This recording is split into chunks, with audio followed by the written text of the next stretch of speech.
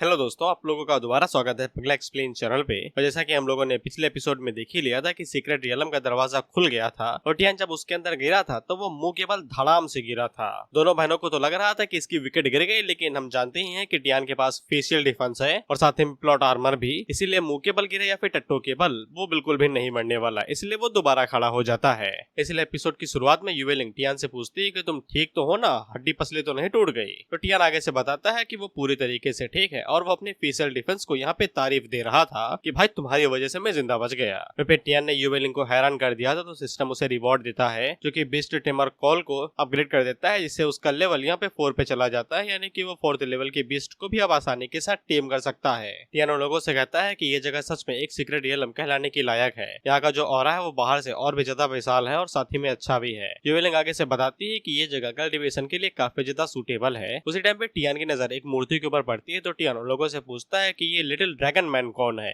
युवेलिंग आगे से हंसते हुए बताती है कि ये कोई ड्रैगन मैन नहीं है बल्कि एक डीमन जनरल है जिसको हमारे सुप्रीम डिवाइन किंगडम के सुप्रीम एंसेस्टर ने मारा था और उसके बाद इसे स्टैचू बना के यहाँ पे लगा दिया। टियान काफी ज्यादा हैरान होता है और वो सिस्टम से कहता है कि तुमने मुझे बताया नहीं यार कि इस दुनिया के अंदर डीमंस भी एग्जिस्ट करते हैं, मुझे तो लगा कि सिर्फ यहाँ पे इंसान और बीस्ट ही रहते हैं। सिस्टम आगे से कहता है कि पहली बात, तुम्हारी बॉडी एक मिरर कैरेक्टर की तरह है, यानी कि नकली कैरेक्टर, और अभी भी तुम्हें इस दुनिया के बारे में पूरी तरीके से जानकारी नहीं पता चली है तो मुझे कैसे पता होगी। और ऊपर से हेवनली प्रोफाउंड वर्ल्ड की जानकारी अभी तक पूरी तरीके से कंप्लीट नहीं हुई है। युवेलिंग टियान से कहती है कि तुम और तुम्हारा टियान भाव दोनों एक अच्छे दोस्त हो ना, तो फिर तुम्हें डीमंस और डीमन जनरल के बारे में कैसे नहीं पता है और डीमन क्लैन के बारे में भी नहीं। युवेलिंग टियान से पूछती है क्या तुम सच में हेवनली प्रोफाउंड वर्ल्ड से भी हो। टियान आगे से हंसते हुए कहता है कि उसे सब चीजों के बारे में नहीं पता है, वो सिर्फ कल्टीवेशन के ऊपर फोकस करता है। युवेलिंग टियान को बताती है कि इस दुनिया के अंदर कई सारी रेसेस हैं, लेकिन जब से डार्क राइट हुआ था कोई चीज या हादसा होगा और तब के बाद से यहाँ पे ज्यादातर 3 ही रेस के ऊपर फोकस किया जाता है, human race, beast race and demon race. हर कोई अपने अपने इलाके में रहता है और अपने अपने इलाके को गार्ड करता है। एग्जाम्पल के लिए हेवनली स्पिरिचुअल डोमेन को ह्यूमन रेस कंट्रोल करती है, वहीं पे हेवनली स्काई डोमेन को ज्यादातर बीस्ट कंट्रोल करते हैं, जिसके बाद हमारा डीमन जनरल्स आ जाते हैं और उनकी जो स्ट्रेंथ होती है वो गॉड रियलम के ह्यूमंस के बराबर की होती है। टियान उन लोगों से पूछता है कि ये डार्क रॉयड क्या होता है, तो ये लोग आगे से बताते हैं कि उन्हें इस बारे में ज्यादा कुछ भी नहीं पता है, ये एशियन रिकॉर्ड्स के अंदर लिखा हुआ था और ये कई करोड़ों सालों पहले हुआ था। इसके बाद दोनों टियान से कहते हैं कि हम लोग और ज्यादा देरी नहीं कर सकते हैं, इस स्टैचू को पार करने के बाद ही हम लोग डायरेक्ट लाइटनिंग क्लिफ के सामने आ जाएंगे और वहीं से तुम्हारा काम शुरू होगा। इसके बाद अगला सीन डायरेक्ट लाइटनिंग क्लिफ का ही होता है, जहाँ पे युवेलिंग टियान से कहती है कि यही जगह है, तुम्हें इसी के पार जाके ही वो आर्टिफैक्ट मिलेगा।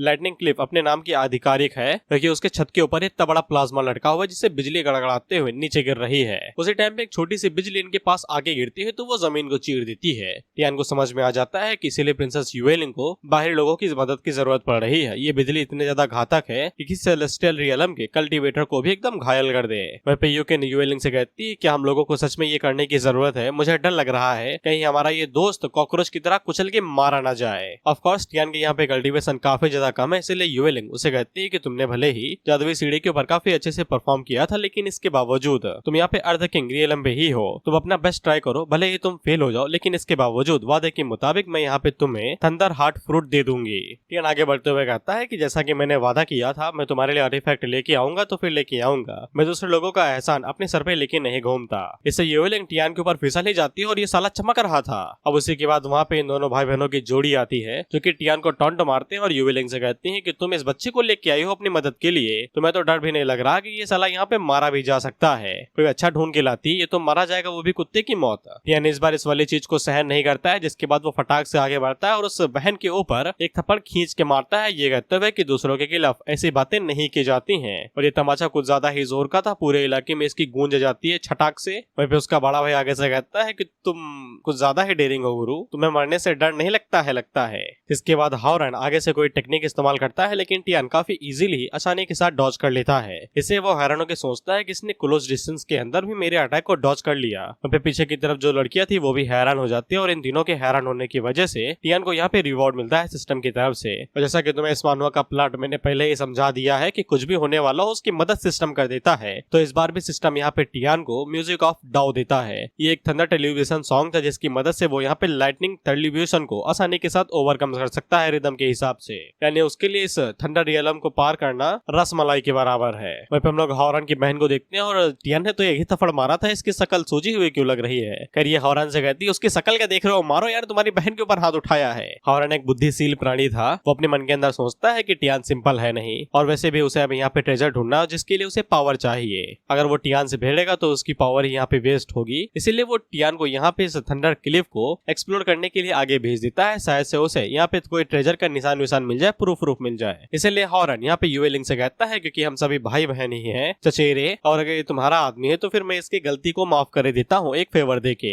अगर ये यहाँ पे इस लाइटनिंग क्लिफ को अकेले पार कर लेता है तो फिर हम लोग इस मैटर को ऐसे ही छोड़ देंगे। टियान भी आगे से कहता है प्रॉमिस हो गया ना, ये फिर धांधलेबाजी ना करना। और वो मन के अंदर सोचता है अगर वो यहाँ पे हॉरन को फालतू में उंगली करता है तो फिर इससे पूरा सुप्रीम डिवाइन किंगडम उसके पीछे पड़ सकता है और उसकी बीवी को तकलीफ होगी इससे। अगर वो यहाँ पे अकेले इस लाइटनिंग क्लिफ को पार करके इस मैटर को ऐसे ही सॉल्व कर सकता है तो क्यों लड़ाई की जाए। वहीं पे हम लोग हॉरन के इरादों को देखते हैं तो इसे पक्का यकीन था कि टियान मारा ही जाएगा, भले वो चाहे जहां से जीनी पीनी निकाल ले, क्योंकि वो है तो बस एक नॉर्मल सा अर्थ किंग का रियलम कल्टीवेटर ही ना। ये प्लान काफी ज्यादा अच्छा है हॉरन भाई, लेकिन वो मेन कैरेक्टर है। इसके बाद टियान भाई सब अपने कदम आगे बढ़ाते हैं तो सभी लोग कहते हैं ये इतना ज्यादा शांत क्यों है, बिजली के झटके इसे उकसा नहीं रहे हैं क्या। इस पे हॉरन आगे से कहता है कि ये सिर्फ एक शुरुआत है, लाइटनिंग क्लिफ के बीच में एक बहुत ज्यादा स्ट्रॉन्ग शॉक होगा, यानी कि झटका, जो कि सुप्रीम एंसेस्टर छोड़ के गए हैं। टियान सिस्टम से पूछता है कि उसने जो कहा क्या वो सच है, क्या यहाँ पे सच में एंसेस्टर ने कोई डिवाइन थंडर डाउ रिदम छोड़ के गए हैं क्या। सिस्टम आगे से कहता है होगा ही भाई जो बोल रहे हैं तुम यहाँ पे, यार तुम सॉन्ग ऑफ थंडर टेलीविजन का इस्तेमाल करो ना सेंस करके एब्जॉर्ब करने के लिए, लो यार तुम सितार लो।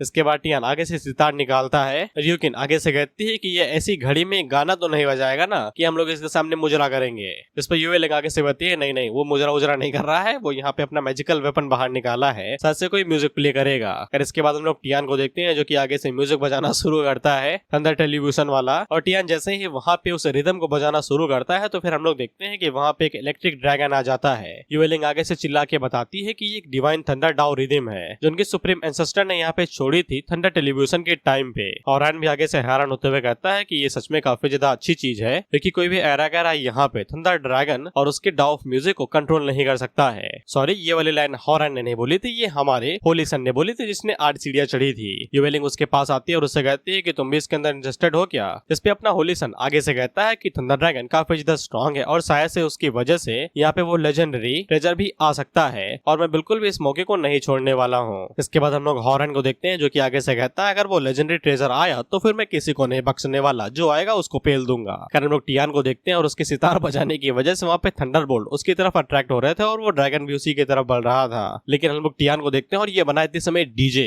इसको घंटा फर्क नहीं पड़ता है कि कौन सा गाना बज रहा है, इसे बस हरी भरी दिख रही है सामने और ये उन्हें फंसाना चाहता है। इसलिए आगे से कहता है कि बस एक धुन और एक धुन के अंदर ये सभी चीजें मेरे कंट्रोल के अंदर। इसके बाद टियान आगे से वो धुन बजाना शुरू करता है तो फिर उस धुन के अंदर से छोटे छोटे ड्रैगन्स बाहर निकलते हैं जो कि इलेक्ट्रिक ड्रैगन को यहाँ पे रिफाइन करने की कोशिश कर रहे थे। लेकिन होलीसन से पूछती है कि ये छोटे छोटे ड्रैगन आगे से जो निकले हैं धीरे धीरे करके ये लाइटनिंग ड्रैगन को छोटा क्यों करते जा रहे हैं। होलीसन भी आगे से बताता है कि वो धीरे धीरे करके लाइटनिंग ड्रैगन को यहाँ पे रिफाइन करने की कोशिश कर रहा है। हॉरन आगे से कहता है कि इसका मतलब ये तो ना कि वो सच में यहाँ पे डिवाइन थंडर रिदम को एब्जॉर्ब करना चाहता है जो सुप्रीम एंसेस्टर ने छोड़ी थी। और भाई यूएलिंग को अब समझ में आ जाता है कि जो थर्ड अंकल यहाँ पे आए थे उन्होंने सही कहा था कि टियान ने सच में जादुई सीढ़ी की 9वें स्टेप के ऊपर कदम रखी दिया था। खैर इसके बाद हम लोग टियान को देखते हैं और वो धुन को जैसे जैसे बढ़ाते जा रहा था तो फिर उसके जो ड्रैगन थे वो बड़े होते जा रहे थे। वहीं पे वो इलेक्ट्रिक ड्रैगन को धीरे धीरे करके खा रहे थे और उसे छोटा कर रहे थे। कुछ ही सेकंड में सिस्टम बाहर निकलता है और वो टियान को बताता है कि उसने यहाँ पे सक्सेसफुली डिवाइन थंडर डाउ रिदम को एब्जॉर्ब कर लिया है, जिसके बाद वो एक न्यू लेवल पे पहुंच चुका है थंडर विंड डाउ की, जो कि ये पीक स्टेज। इसे टियान यहाँ पे स्ट्रॉन्ग लाइटनिंग अटैक्स के ऊपर मास्टरी हासिल कर लेता है, यानी कि वो उनका इस्तेमाल कर सकता है अटैक करने के लिए। और साथ ही में टियान ने यहाँ पे हर किसी को ही शॉक किया था तो फिर टियान को यहाँ पे सेलेस्टियल रियलम का एक्सपी कार्ड मिलता है, जिसका इस्तेमाल करने के बाद टियान 2 दिनों तक सेलेस्टियल रियलम के कल्टीवेटर्स की पावर का इस्तेमाल कर सकता है। टियान आगे से कहता है रिवॉर्ड बुरे नहीं है। इसके बाद टियान को एक चोटी के ऊपर कुछ चमकता हुआ दिखाई देता है जिससे काफी ज्यादा बिजली निकल रही थी।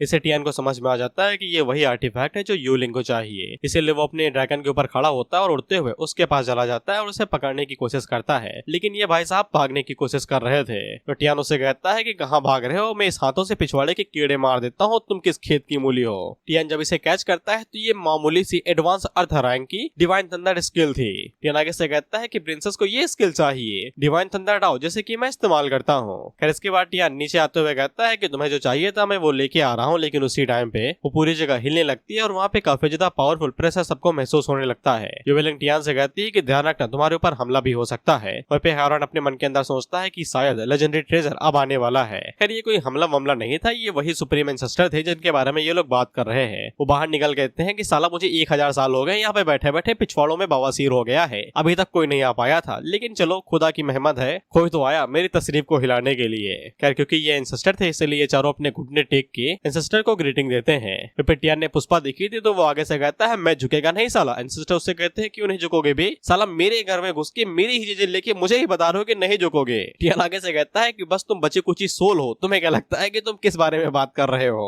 ये भाई साहब चल लेते समय फुल एटीट्यूड में, इन्हें पक्का यकीन और पक्का घमंड है कि अगर ये सुप्रीम डिवाइन किंगडम के राजा की बेटी भी जोर आगे भाग ले, बीवी भी भगा ले जाए, लेकिन तब भी इसे कुछ नहीं होगा, कोई ना कोई इसे बचाने के लिए आ जाएगा। फिर ये सभी अपने मन के अंदर सोचते हैं कि टियान किस चीज का बना है भाई, मिट्टी का बना है या फिर सोने का। इसने एंसेस्टर की बूढ़ी सोल को भी जिंदा कर दिया। और फिर हॉरन के मन के अंदर लड्डू फूटते हुए अपने मन के अंदर यही सोचता है क्योंकि एंसेस्टर की सोल यहाँ पे जाग चुकी है और वो डायरेक्ट यहाँ पे किसी को भी उनका लेजेंडरी डिवाइन मून ट्रेजर दे सकते हैं। वहीं पे हम लोग एंसेस्टर को देखते हैं और ये किसी से कुछ तो कह रहे थे लेकिन मुझे समझ में नहीं आया। लेकिन ये जैसे ही टियान की बॉडी की तरफ देखते हैं तो फिर उन्हें टियान के अंदर एम्परर की एनर्जी दिखाई दी जाती है, वोकिंग की ही है जो किसके जरिए छोड़ी थी। और एंसेस्टर को यहाँ पे बहुत ज्यादा बड़ी गलतफहमी हो जाती है। उन्हें ऐसा लगता है कि टियान उनका ही डिसेंडेंट है और टियान कोई जाना माना पावरफुल बंदा होगा, इसलिए उसके पास यहाँ पे एम्परर की प्रोटेक्शन है और उन्हें लगता है कि उनकी कंट्री तरक्की कर रही है नीचे की तरफ से। इसके बाद एंसेस्टर टियान से कहते हैं कि जो भी हो यार, तुमने मुझे जगाया है, इसलिए मैं हम चीजों को ज्यादा नहीं घसीटूंगा। टियान आगे से कहता है मैंने कब जगाया भाई आपको। एंसेस्टर उससे कहते हैं कि तुम्हें नहीं पता है। जिसके बाद ये कहानी में बताते हैं कि मैंने जो डिवाइन मून लेजेंड पीछे छोड़ा था जो कि कहता है बर्फीले कीड़ों को लात मार के आत्मा को जगा दो।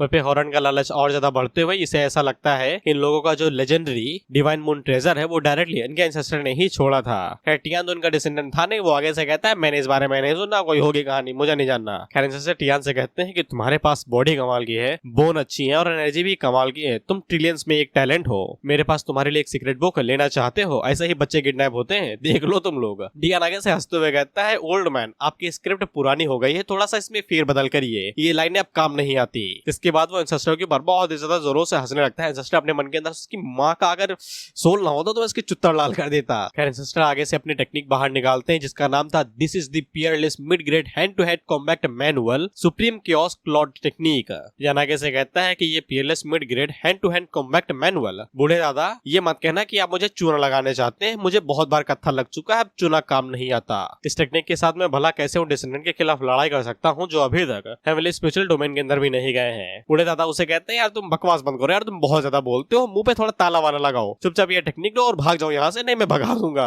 और एक और चीज, अब से हेवनली स्पिरिचुअल डोमेन की जो जिम्मेदारी है वो तुम्हारे कंधों पे है और तुम लोग तो जानते हो टियान है ही लालची आदमी यार, उसे जो मिले वो लूट लेता है। वो आगे से ये टेक्निक रखते हुए कहता है चिंता ना करिए, इस टेक्निक के साथ में मैं हमारी हेवनली स्पिरिचुअल डोमेन की रक्षा करूंगा। पीछे चीज उन्हें चिल्लाते हुए कहते हैं सिस्टर दादा विका कहा ये डिसेंडेंट वाली चीज दे रहे हो, वो तो हेवनली स्पिरिचुअल डोमेन से भी नहीं है और ना ही हमारा डिसेंडेंट है, वो तो आपकी इनहेरिट के अंदर होना भी डिजर्व नहीं करता था। एंसेस्टर का रिएक्शन बिल्कुल रावण वाला ही था, वो कुछ सेकंड के लिए खुश हो रहे थे लेकिन अचानक से उन्हें झटका लगता है कि ये क्या हो गया और वो टियान से कहते हैं कि तुम तो धोखाधड़ी कर रहे हो, जालसाजी है ये, बड़े बुजुर्ग से झूठ बोलते हो। टियान आगे से कहता है मैंने कब बोला भाई कि मैं हेवनली स्पिरिचुअल डोमेन से हूं, ना ही मैंने आपसे ये कहा कि मैं आपका डिसेंडेंट हूं, लेकिन क्योंकि तुमने कहा कि ये चीज तुम मुझे देना चाहते हो तो फिर तुम अपने शब्दों से वापस नहीं जाओगे ना, बूढ़े बुजुर्ग झूठ नहीं बोलते हैं। इसके बाद टियान सिस्टम से कहता है शुरू हो जाओ यार, तुम किसके लिए रुके हो, और सिस्टम एक सेकंड के अंदर इस पूरी टेक्निक को घोल के पी जाता है और उसे बताता है कि होस्ट अब तुम यहाँ पे supreme chaos cloud fist technique का इस्तेमाल बेझिझक कर सकते हो, जाओ आग मूद दो। एंसेस्टर जैसे ही देखते हैं कि टियान ने ये टेक्निक एक झटके के अंदर सीख ली तो वो उसे कहते हैं कि ये हमारी किस्मत ही होगी कि हम एक दूसरे से ऐसे मिल रहे हैं, क्या फर्क पड़ता है अगर तुम मेरे डिसेंडेंट नहीं हो और ना ही तुम हेवनली स्पिरिचुअल डोमेन से हो। एंसेस्टर वहां से जाते हुए कहते हैं कि ये सब कुछ सिर्फ किस्मत का खेल है, नहीं ऑथर के प्लॉट का खेल है। खैर इसके बाद एंसेस्टर वहां से चले जाते हैं, उनका यही मकसद था जो वो पूरा कर चुके थे। अब इसके बाद टियान वहां से खिसा गिरा था कि उसी टाइम पे ये दोनों टियान के पास आते हैं और उससे कहते हैं कहाँ भैया कहाँ, टेक्निक इधर देखे जाओ फिर जाना जहाँ है जाना। यकीन अपनी बहन से पूछती है कि अब वो लोग यहाँ पे क्या करेंगे, हॉरन उनसे काफी ज्यादा पावरफुल है। इस पर यूवेलिंग आगे से कहती है कि सुप्रीम क्योस फिस्ट उनके एंसेस्टर की डायरेक्ट फेमस एंडिंग मूव है, इसलिए हॉरन उसे इतनी आसानी के साथ तो जाने नहीं देने वाला है। टियान को अभी भी कोई फर्क नहीं पड़ा, ये बंदा है फुल चिल। ये हॉरन से कहता है तुम्हारी बुद्धि पानी में डूबी हुई है क्या कि जब भी कुछ बोलते हो तो कचड़ा ही थूकते हो। यूवेलिंग भी टियान से कहती है कि तुम्हें स्किल दे देनी चाहिए, नहीं तो मैं तुम्हें प्रोटेक्ट नहीं कर पाऊंगी। टियान आगे से कहता है मुझे जरूरत भी नहीं है। इसके बाद हॉरन अपनी की को रिलीज करता है और वो टियान के ऊपर हमला करने के लिए आगे बढ़ ही रहा था। वह ये दोनों घबराते हुए क्योंकि हॉरन इन दोनों से ही ज्यादा शक्तिशाली है और ये लोग कुछ भी नहीं कर सकते हैं टियान को बचाने के लिए। वहीं पे हॉरन जैसे ही टियान के ऊपर पंच मारने वाला था तो टियान टियान सिस्टम से कहता है गॉड कार्ड रखा है, किस लिए रखा है भाई, इस्तेमाल करो यार। तो सिस्टम टियान के कहने पे वहाँ पे गॉड रियलम कार्ड को एक्टिवेट कर देता है, जिससे टियान के पास 2 दिन के लिए गॉड रियलम की फर्स्ट स्टार कल्टीवेटर की फिजिक एंड कल्टीवेशन आ जाती है। और ऑफ कोर्स हॉरन यहाँ पे सेलेस्टियल लेवल पे ही है, इसलिए टियान को कुछ भी नहीं होता है। और धीरे धीरे करके हॉरन के अब यहाँ पे पसीने छूटने लगते हैं। टियान आगे से उंगली का इशारा करते हुए कहता है जाओ जाओ, और टियान के इतना करने मात्र से ही वहाँ पे इतनी ज्यादा एनर्जी रिलीज होती है कि वो उड़ते हुए दूर जाके गिरता है। वहीं पे चट्टान से टकराने से इसकी बुद्धि खुल जाती है और ये मन के अंदर सोचता है कि अभी कुछ सेकंड पहले तो अर्थ किंग रियलम पे ही था ना, ये अचानक से गॉड रियलम पे कैसे पहुंच गया।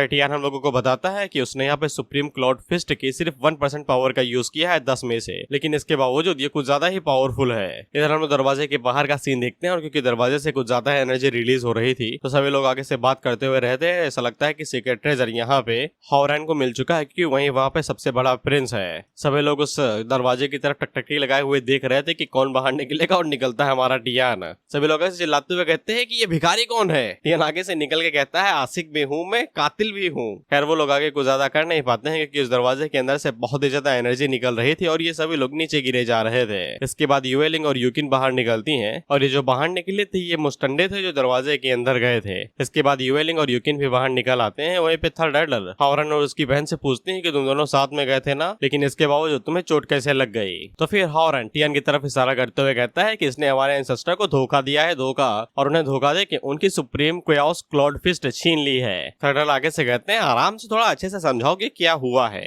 टियान ने बाहर निकलने से पहले पूरी ही सेक्ट को पूरी ही सीक्रेट रियलम को लूट लिया था और सभी लोगों को चूना लगाया था। तो सभी लोग यहाँ पे टियान के ऊपर चिल्ला के कह रहे थे कि साले ने हम सबको लूटा है। टियान लोगों से कहता है क्या बात कर रहे हो यार, एक तो मैं सीक्रेट रियलम के अंदर तुम्हारी मदद कर रहा था सारी चीजों को क्लियर करने में, और ऊपर से मैंने तुम्हारे चेहरों के ऊपर चट्टे मार के तुम्हें फेशियल मसाज भी दी, और तुम्हें लगता है कि मैं एक चोर हूँ। तुम्हें मेरे ग्रेटिट्यूड के लिए थोड़ी सी तो दया दिखानी चाहिए। हॉरन टियान से कहता है कि ज्यादा उड़ो नहीं, हम तुम्हें यहीं पे ही मार देंगे। और पीछे से लोग चिल्लाते हुए कहते हैं पकड़ो यार इसे, इसकी शकल देख के मुझे घिन आ रही है। टियान वहां से भागते हुए कहता है मुझे बेवकूफ समझा है क्या तुम लोगों की तरह कि भागूंगा नहीं यहाँ से, तुम्हें पकड़ने दूंगा। जिसके बाद वहां से भाग निकलता है। तो ये लोग टियान के पीछे जाते हैं उसे पकड़ने के लिए। साइड से एक बंदा थर्ड अंकल से पूछता है कि हम क्या करें भाई। तो अंकल उससे कहते हैं पकड़ो यार, हमारा माल लेके जा रहा है वो। वहीं पे यूकिन यूएलिंग से कहती है अगर वो पकड़ा गया तो फिर उसके हाथ पैर तोड़ दिए जाएंगे। ना ना ना, जो उसे पकड़ेगा उसके तोड़ दिए जाएंगे। खैर यूएलिंग उसे कहती है कि चिंता ना करो, जो भी हो सके मैं वो सब कुछ करूंगी टियान को प्रोटेक्ट करने के लिए। खैर इधर हम लोग टियान को देखते हैं जो कि छतों से भागते हुए जा रहा था, ये लोग उसके पीछे पड़े हुए थे। टियान पीछे मुड़ के देखता है तो तादाद और ज्यादा बढ़ गई थी, और वो मन के अंदर सोचता है कि यहाँ पे लोग इतने ज्यादा बेरोजगार हैं क्या, एक बंदे को पकड़ने के लिए भागते हुए आ रहे हैं। इनकी भी मेंटालिटी इंडियन वाली है, कोई चोर दिखे पकड़ लो, मारना ही मारना है, भले ही चाहे हमारा कुछ न लिया हो। उसी टाइम पे टियान की तरफ एक सिप फेंकता है और उसे कहता है ये खा लो, इससे तुम्हारी एनर्जी बढ़ेगी। टियान उसे खाते हुए कहता है थैंक यू। ये लोग पीछे से भागते हुए टियान से कहते हैं कि तुम्हारे पास अभी भी यहाँ पे एप्पल खाने का टाइम है, एक बार पकड़े जाओ, तुम्हारी मुंडी ना तोड़ दी ना, मेरा नाम भी क्या है तेरा नाम, वैसे कुछ भी नहीं जोड़ो। टियान सेब खा पे इसके मुंह के ऊपर थूक के मारता है, कहता है ये ले, और उसे चिढ़ाते हुए कहता है कि पहले पकड़ो बाद में ज्ञान पीलना। इसके बाद अगला सीन 2 घंटे बाद का होता है। हम लोग टियान को देखते हैं और ये भागते भागते बेचारा गली के बीच में फंस गया था, और ऐसा सीन तुम्हारी जिंदगी में एक ना एक बार तो हुआ ही होगा। टियान सिस्टम से पूछता है कि ये गॉड रियलम का कार्ड कब तक जिंदा रहेगा। सिस्टम उसे बताता है 1 घंटे के लिए। खैर ये लोग भाई मरने ही वाले थे, इन्हें कोई पानी दो यार, नहीं बेचारे अस्थमा से मर जाएंगे ये। खैर ये लोग खुद ज्यादा थे मरने से बढ़ के कि इन लोगों ने टियान को ही पकड़ लिया। जिसके बाद हॉरन टियान के ऊपर हमला करने के लिए आगे बढ़ता है, तो टियान उसे कहता है कर दी ना गंदी बात। इसके बाद वो दोबारा वहाँ पे गॉड रियलम की कल्टीवेशन को रिलीज करता है, तो ये सभी धमाके से पीछे जा गिरते हैं। इसके बाद टियान आगे से पाम टेक्निक थंडर विंड डाउ का इस्तेमाल करते हुए सामने की तरफ एक अटैक करता है, तो सामने की तरफ एक एनर्जी फ्लो जाता है जो कि हॉरन को लपेटने ही वाला था कि उससे पहले ही वहाँ पे कोई तो आ जाता है जो कि हॉरन को प्रोटेक्ट कर लेता है और टियान के टेक्निक को डिफ्लेक्ट कर लेता है। इन दादा का नाम यूसी है और ये हॉरन से पूछते हैं कि तुम लोग इसे कुत्ते की तरह भाग रहे हो, उसके पीछे इसने क्या चुराया है भाई। इस पे हॉरन आगे से बताता है कि इसने हमारे सुप्रीम एंडलर की सुप्रीम टेक्निक को चुरा लिया, इसलिए हम लोग इसे पकड़ रहे थे, भागने ना देना इसे। यूसी आगे से कहता है कि वो यहाँ पे इन सभी चीजों का प्रोटेक्टर है और वो बिल्कुल भी शांत नहीं खड़ा रहेगा अगर ऑर्डर्स का यहाँ पे उल्लंघन किया जाता है। जिसके बाद वो टियान के ऊपर अटैक कर देता है। टियान उनसे कहता है कि तुम्हारे घुटनों में दर्द है, थोड़ा सा तेल वेल लगाया करो, और वैसे भी तुम यहाँ पे सिर्फ स्काई किंग रियलम पे हो, ज्यादा कुछ नहीं। मैंने तो यहाँ पे गॉड रियलम के बंदों को भी पेला है, तुम किस खेत की मूली हो बे। इसके बाद वो आगे से पाम टेक्निक का इस्तेमाल करता है जो कि इन लोगों की पाम टेक्निक थी, सुप्रीम क्योस क्लाउड फिस्ट। पे हॉरन आगे से कहता है कि ये तो हमारी चीजों का इस्तेमाल हमारे खिलाफ ही कर रहा है, लेकिन उसे ये समझ में नहीं आया था कि इसने इतनी जल्दी यहाँ पे सुप्रीम क्योस क्लाउड टेक्निक को सीख कैसे लिया, क्योंकि टियान ने यहाँ पे इन दोनों को दोबारा हैरान कर दिया था। तो तो सिस्टम उसे रिवॉर्ड देता है जो कि होता है बजर्क बैटल स्पिरिट कार्ड, और टियान इसका इस्तेमाल अभी ही कर लेता है। इसके बाद वो दोबारा आगे से अटैक करते हुए कहता है कि तुम लोग मेरे सामने कुछ भी नहीं हो, और वो यूसी की तरफ एक जोरदार पाम अटैक करता है और सिस्टम हमें बताता है कि बजर्क बैटल स्पिरिट कार्ड के इस्तेमाल के बाद से ये अटैक पावर को डबल कर देगा 1 घंटे के लिए। यूसी आगे से उस टेक्निक को ब्लॉक करने की कोशिश करते हैं, लेकिन टेक्निक कुछ ज्यादा ही पावरफुल थी, इसलिए वो जैसे उसे टकराते हैं तो दीवारें तोड़ते हुए धड़ाम से दूर जाके गिरते हैं। फिर इसके बाद थर्ड अंकल टियान के पीछे आते हैं और वो मन के अंदर सोचते हैं कि बच्चे के पास ताकत तो बड़ी कमाल की है। टियान आगे से कहता है लग गए, वो भी बुरे वाले। फिर इसके बाद थर्ड अंकल यहाँ पे टियान से कहता है कि फॉरबिडन एरिया के अंदर चल के थोड़ी सी चाय पी के बात करना चाहोगे। पे हॉर्न के हार्मोन्स अभी तेज में उछाल मार रहे थे क्योंकि उसे यकीन था कि उसके थर्ड अंकल यहाँ पे टियान को पकड़ ही लेंगे।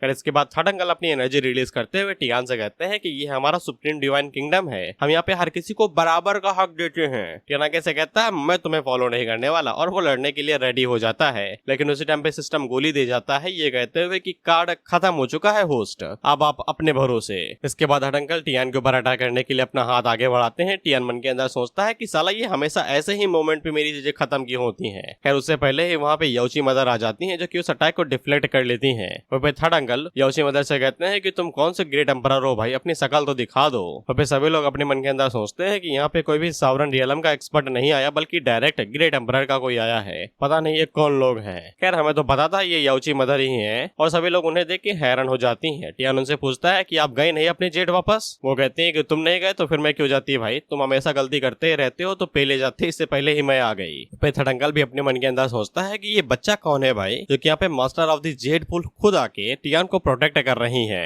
इसके बाद वो याओची मदर से पूछता है कि ये बच्चा कौन है भाई जिसको आप प्रोटेक्ट कर रही है। याओची मदर उन्हें तिरछी नजरों से घूरती है और कहती है कि तुम्हारा इससे क्या लेना देना है। इस पे थर्ड अंकल आगे से कहते हैं कि वो तो बड़े प्यार से पूछ रहे हैं ताकि वो यहाँ पे कोई भी लड़ाई दंगा ना कर सके। इस पे याओची मदर उसे कहते हैं कि तुम सिर्फ इतना जान लो क्योंकि मैं यहाँ पे तुम्हारे ही सुप्रीम डिवाइन किंगडम की मदद कर रही हूँ। इस पे थर्ड अंकल आगे से पूछता है कि तुम हमें चूरन देख के हमें से ये कह रहे हो कि तुम हमारी मदद कर रहे हो, उसका क्या मतलब है? अब यहाँ से सेंसरशिप शुरू हो जाएगी और मेरा इसमें कोई हाथ नहीं है, मैं तुम्हें सब कुछ दिखाना चाहता हूँ, लेकिन ये दुनिया नहीं चाहती कि तुम सब कुछ देखो। इसके बाद याओची मदर टियान को पकड़ती है और उसे सीने से लगा के उन लोगों से कहती है कि अगर तुम इसे हार्म करोगे, नुकसान पहुंचाओगे, तो फिर तुम्हारा सुप्रीम डिवाइन किंगडम का रूलर भी तुम्हें नहीं बचा पाएगा। अब उसी टाइम पे वहाँ पे सुप्रीम डिवाइन किंगडम का रूलर आ जाता है जो कि याओची मदर से कहता है यार तुम तो हम लोगों को बुली ही कर रही हो। यंगर जनरेशन के अंदर खुशी की लहर दौड़ जाती है कि उनका रूलर यहाँ पे आ चुका है। खैर रूलर वहाँ पे जैसे ही आता है तो वो याओची मदर से कहता है जितना मुझे पता है कि तुम्हारे सेक्ट के अंदर कोई भी मेल डिसेबल नहीं है, इसलिए इस बच्चे का तुम्हारे साथ कोई भी लेना देना नहीं है। याओची मदर आगे से कहती है ये मेरा डिसेबल हो भी नहीं सकता है,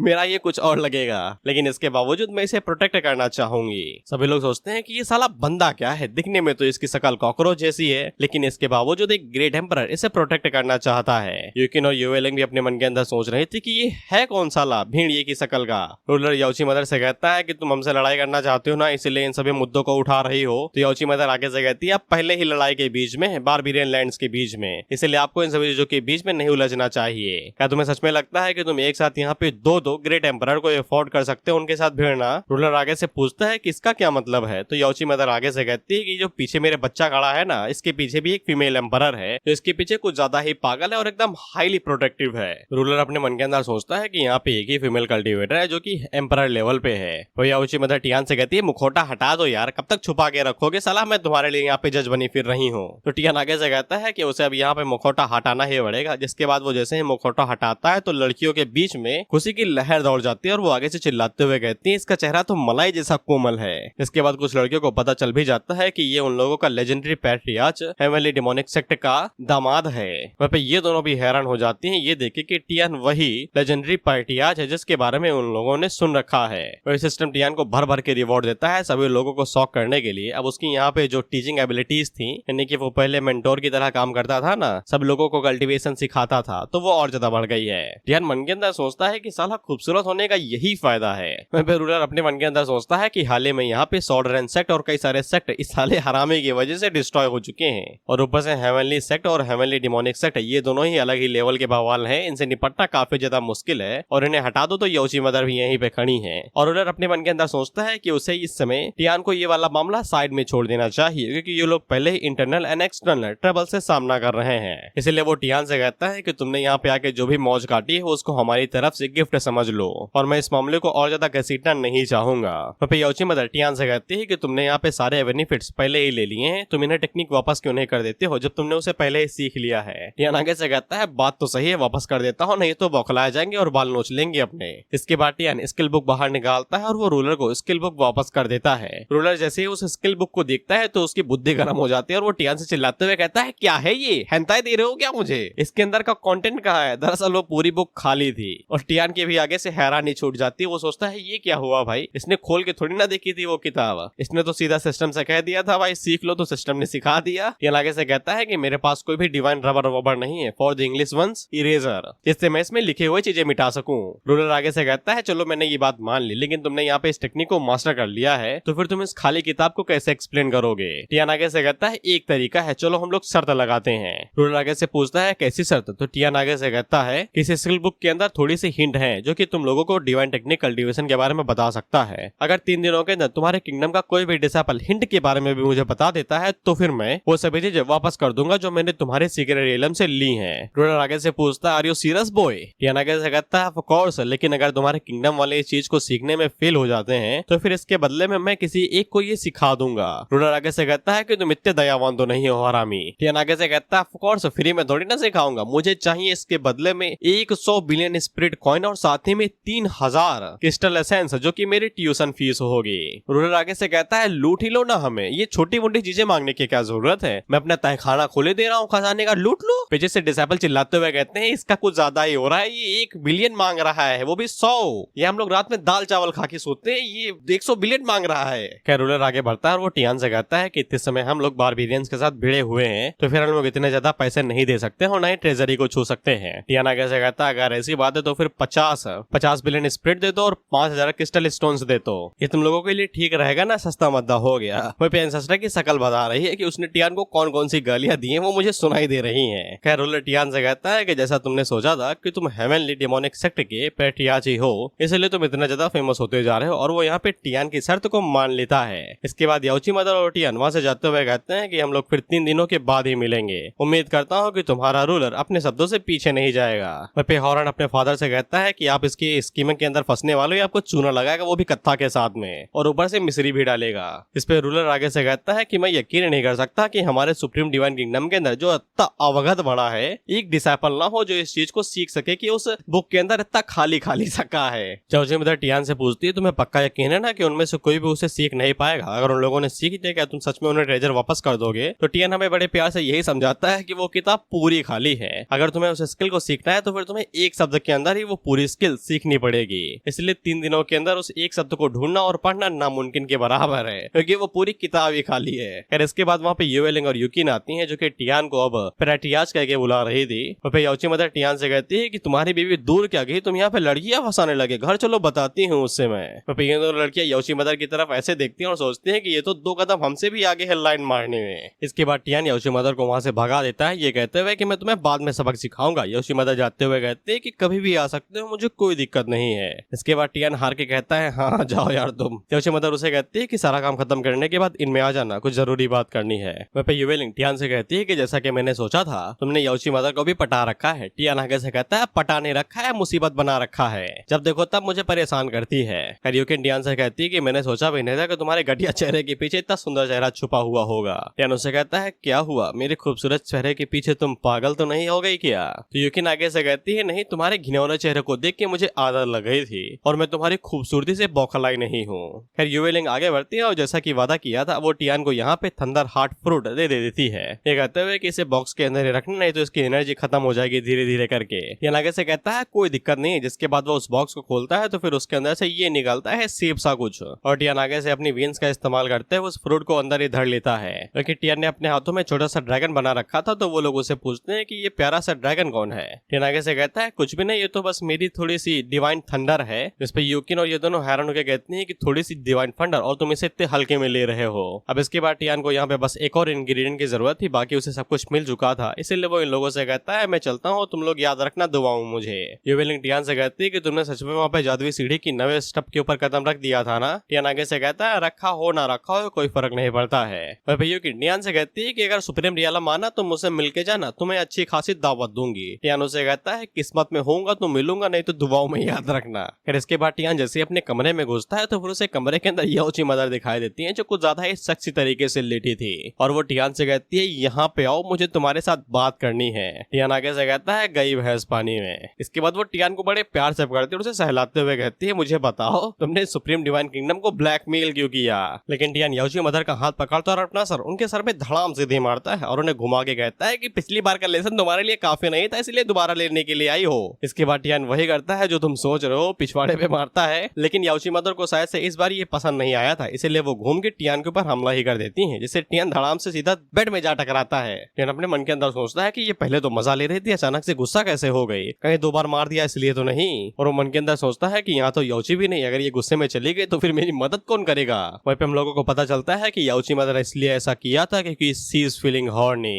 इसके बाद टियान शांत होता है और वो आगे से बताता है उसे भी रीजन नहीं पता है कि वो यहाँ पे सुप्रीम डिवाइन किंगडम के खिलाफ क्यों गया। अगर तुम्हें ये बात जाननी है तो फिर डायरेक्ट पूछो ना, इस तरीके से मुझे टीज क्यों करती हो। याओची मदर आगे से कहती है ठीक है बताओ भाई, 5 बिलियन कॉइन क्यों मांगे, ये कुछ ज्यादा ही नहीं हो गया, डायरेक्ट तुमने उनसे उनकी धरोहर ही मांग ली। टियान आगे से कहता है मुझे बेवकूफ ना समझो, तुम्हें पता है कि 5 बिलियन कॉइन मेरे लिए बहुत ही ज्यादा है, लेकिन रही बात तुम्हारी तो फिर तुम मेरी बीवी जितनी ही अमीर हो। याओची मदर आगे से कहती है बात तो ठीक है, मेरे लिए यहाँ पे 5 बिलियन स्पिरिट कॉइन कुछ भी नहीं है, लेकिन यहाँ पे क्रिस्टल्स की बात अलग है, वो अलग ही स्टोरी है। क्रिस्टल स्पिरिट स्टोन कुछ ज्यादा ही अबैंडेंट स्पिरिचुअल एनर्जी के साथ फ्यूज्ड होते हैं और ये बहुत ज्यादा रेयर होते हैं, इसलिए उनकी वैल्यू यहाँ पे स्पिरिट कॉइन से कुछ ज्यादा ही आगे बढ़ जाती है। और वो टियान से पूछते हैं कि तुमने इतने सभी क्रिस्टल यहाँ पे मांगे हैं तो फिर तुम कुछ तो प्लानिंग कर ही रहे होगे। तो टियान आगे से बताता है उसे ऐसा लगता है कि यहाँ पे याओची और हेवनली डीमन सेक्ट एक साथ अलायंस में आ सकते हैं, इसलिए वो इन सभी क्रिस्टल्स का इस्तेमाल यहाँ पे टेलीपोर्टेशन पिलर के लिए करेगा ताकि वो लोग एक झटके के अंदर ही एक सेक्टर से दूसरे सेक्टर जा सके। टियान उन लोगों को बताता है कि यहाँ पे टेलीपोर्टेशन जो पिलर्स होते हैं वो इतने ज्यादा पावरफुल होते हैं कि एक कॉन्टिनेंट से दूसरे कॉन्टिनेंट पे जा सकते हैं, लेकिन इसके लिए ये बहुत ज्यादा एनर्जी कंज्यूम करते हैं, इसलिए कोई उन्हें एक्टिवेट नहीं कर सकता है और वो लोग सिर्फ खड़े रह के वहाँ पे धूल बटोरते हैं। लेकिन जो छोटे मोटे ट्रांसपोर्टेशन पिलर होते हैं ये आसानी के साथ छोटे मोटी दूरी को पार कर सकते हैं, जैसे कि एक सेक्टर से दूसरे सेक्टर में जाना।